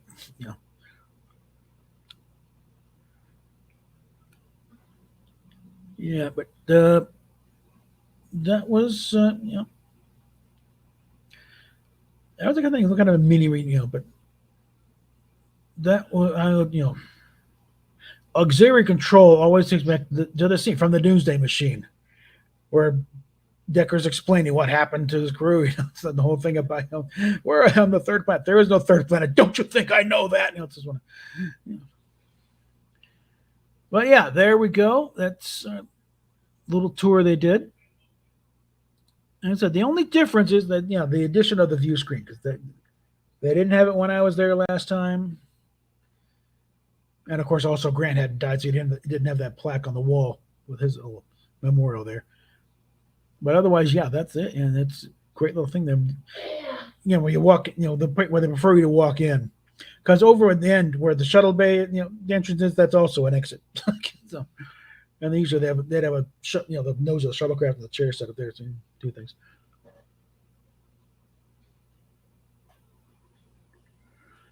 Well, some government thing they set it up as some kind of communication center with whoever's in charge in this and everyone arrayed around them.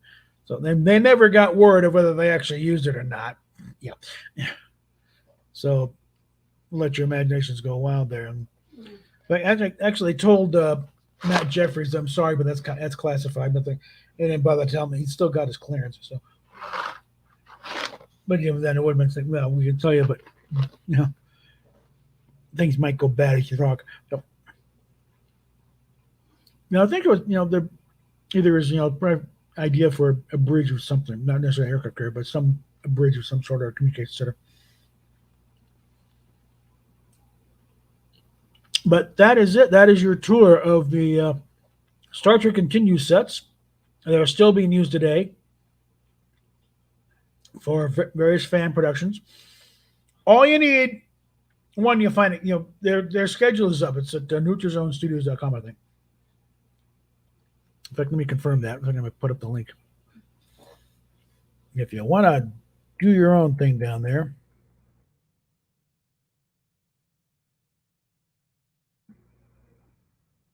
And the town down there is also Very nice town, by the way. Look at that. I'm typing in the NeutraZoneStudios.com.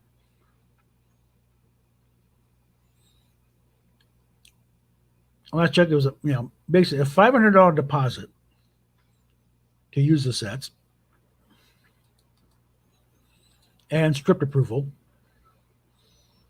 because they don't want to be, have any porn movies, porn parodies shot on there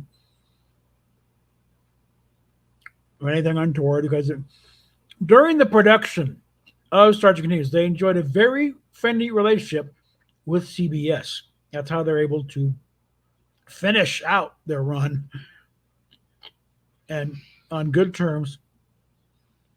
But let's see. Let me see if I can find a schedule here. I'm going to call it up there so you can see what I'm looking at.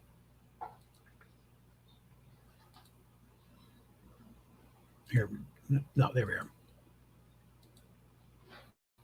Here we go. And yeah, here we go. This is their website.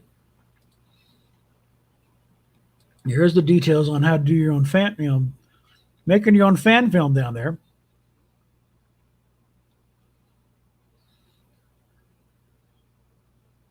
And if you have any questions, you contact Ray. Ray Tess is the one who's kind of has the sets now and is covering the bills.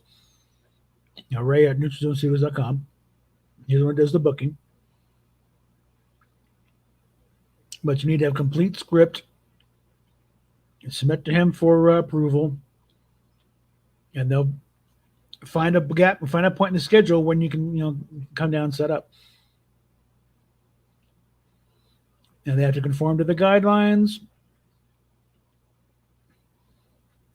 And they 2 15-minute segments. So most you can do is a half an hour for as they're going.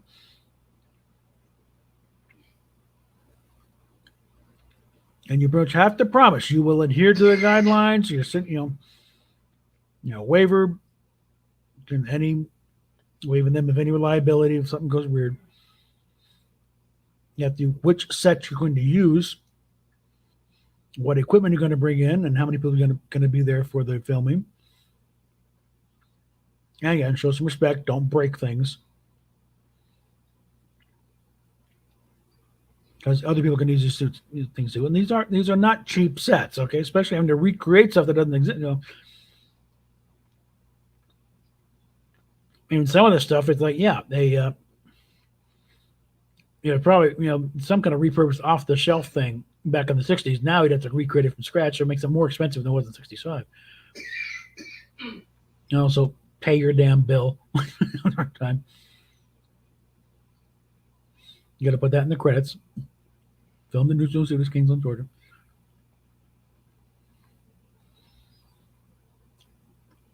I'm just saying they don't profit from this. This is just to keep the bills and the sets available for use.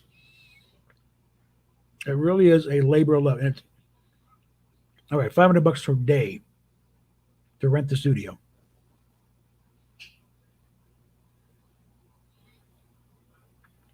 And no, you cannot just rent it for half a day. you do it, you're doing the whole damn day. So.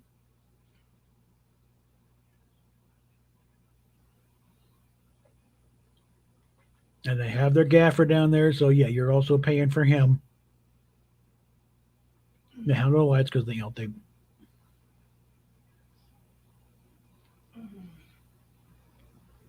And here's saying there doesn't have anybody getting paid. No, because the people you bring in at the volunteers, but their people aren't part of your team, so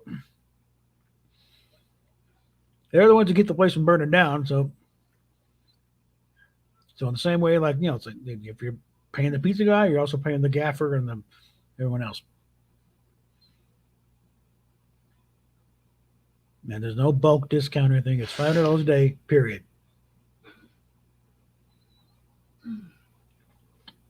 And for what you're getting, it's pretty damn cheap. Okay, the refundable deposit is now $200. Non-refundable. So it's going to be $200 no matter what. That's what's going to cost you. And want to do it try and do it at least 30 days prior. The sets are done on a first come, first served basis. Non-refundable deposit, $200 due no later than 30 days before the film. Yeah. And you better make sure And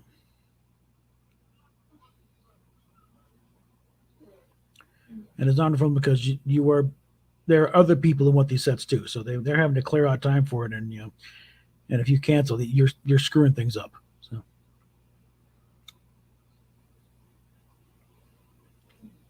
however, if you do cancel, you will be refunded your full payment minus the $200 if you do it at least 48 hours before you start filming. If you're within the 48 hours, then you're refunded full payment minus and a $100 cancellation fee. So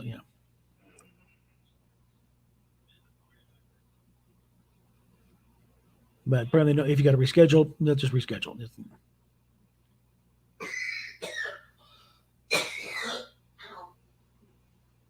And if you don't use all the days you're scheduled for, then you get refunded for what you didn't use. But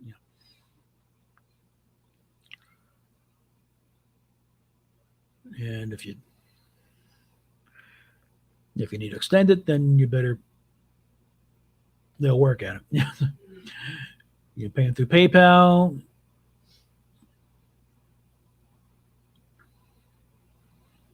And also, is where do you sign this here and there? Do you have air conditioning? No, they don't say. No, they don't. They do have fans, but yeah, it is Southern Georgia. Do the math, okay? So it's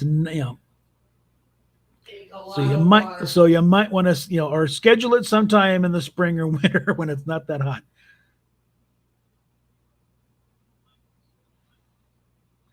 It's like they do have props and costumes, but not that many. So plan on bringing your own. They've got their own lights, and the same lights they use for continues, and they're supervised by the gaffer. But any damage to the lights is going to come out of your deposit. and they may be able to buy their stuff for additional fee, but generally cameras and stuff is your job, not theirs. They do have a dressing room, they do have a kitchen area, but they don't supply the food. And something that Rob Burnett brought up regarding filmmaking, one of your primary responsibilities as a filmmaker, feeding your crew. That is a big thing. Before you even think about, cameras and such. No, you better tend to the catering. Keep your people happy. Mm-hmm. Keep them fed and watered, or you'll have a rebellion on your hands very quickly. Now, donations are not required. However, they are definitely encouraged.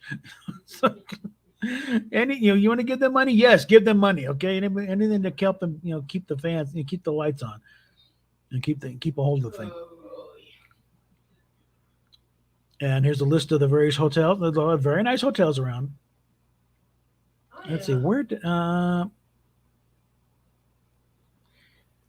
again, there's more than just these are the 4 they recommend. There's also a Motel 6. There's pretty nice in other places. Also, La Quinta. There's a La Quinta there, I like La Quinta. Because And again, first, where you're traveling in from, it's about a half hour from Jacksonville, just about 3 hours from Orlando. And you come from the other direction, about almost 5 hours from Atlanta.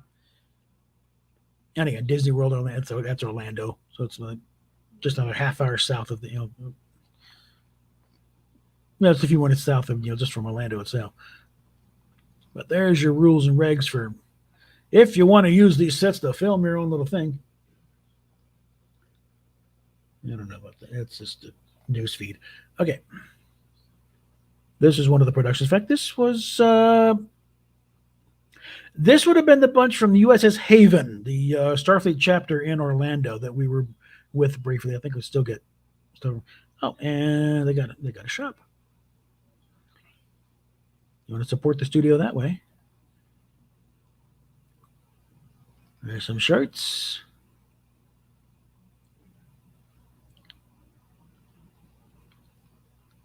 I'm not sure where I'd go on that one, but okay, it's nice to know that's there. And what do we got other products? Okay, Bobby Clark was one of the stuntmen.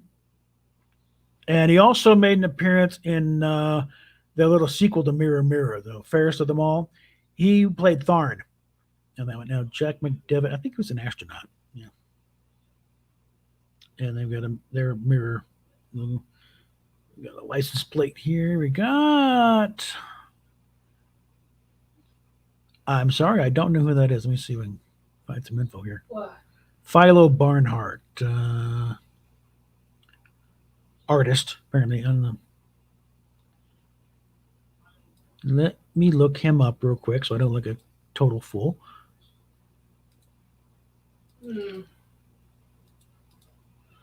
Like you already passed that stage a long time ago. Well, whatever. Okay. Yes, I'm It says kidding. Winnie the Pooh artist. I think.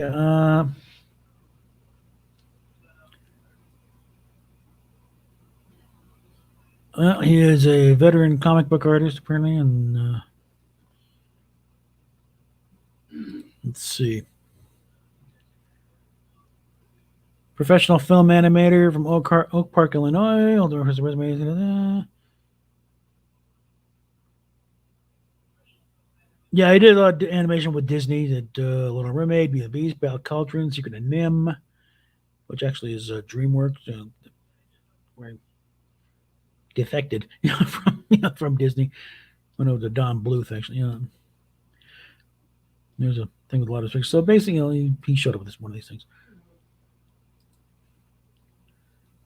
But yeah, we got.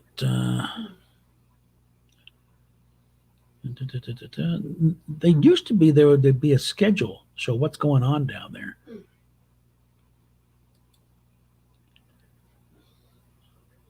And let's see, when is the next fan appreciation weekend going on down there?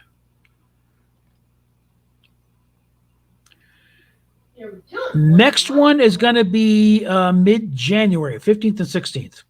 So make your travel plans now. Mask preferred, but not required. Okay. So, okay.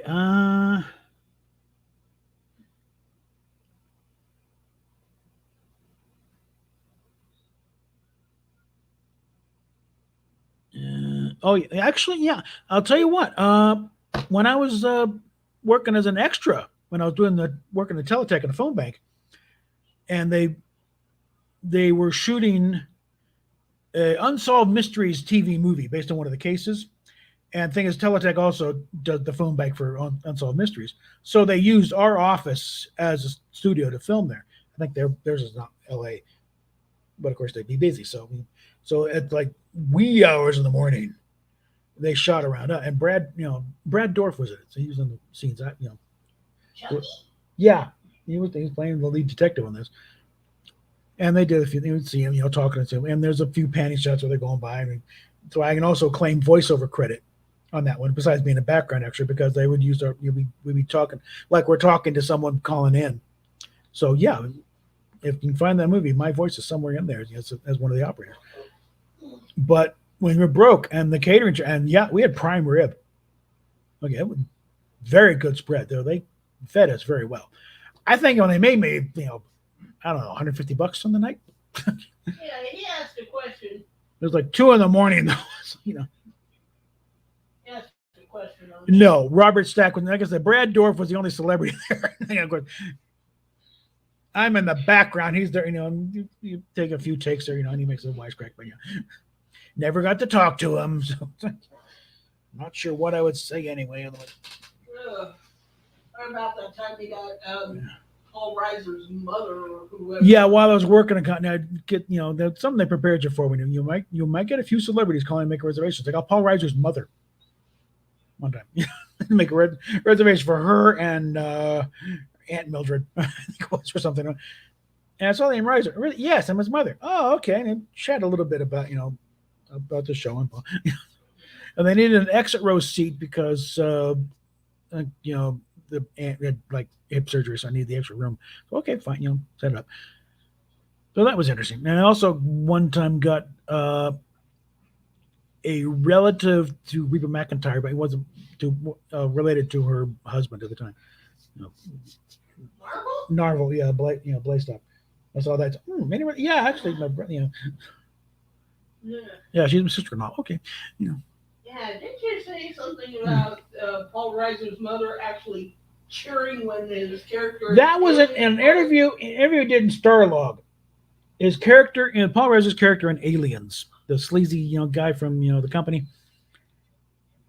I mean, she kind of gave him a little grief for playing such a bad guy. Why would he do that? But the thing is, when he met his demise and the thing, she was one of them cheering it on. It's like, Ma, come on. But anyway, we've been at this for a little over 2 hours now, and surprisingly, not because we got cut off 6 times. So I think I'm going to count my blessings on that. And I'm also starting to talk over Mecha Random Stream now. So tell you what, I will. Hold on. Let me get the link address there so I can send you all over there. Yeah, Mecha Ray. You can call it, a Captain April's boarding party. It's called that way. So get on that one, go annoy her for a while. So we will hopefully come up with something along the, something decent for next week. Our situation is starting to stabilize a bit. I got to send off copies of the last 3 pay stubs I've got to the people, our case manager, because I mentioned the paycheck I'm getting for the a long one than normal, but again, compared to last week when I was trying to do that fan film, the MS23K thing, this is actually still kind of short. And I had to delete those because half of them were blocked anyway, so screw it. I'll figure out somewhere to get that online. Probably, if I can figure out how to upload to Odyssey, I might put it up there. But I think we'll wrap it up here. So I will dig up my closing music here.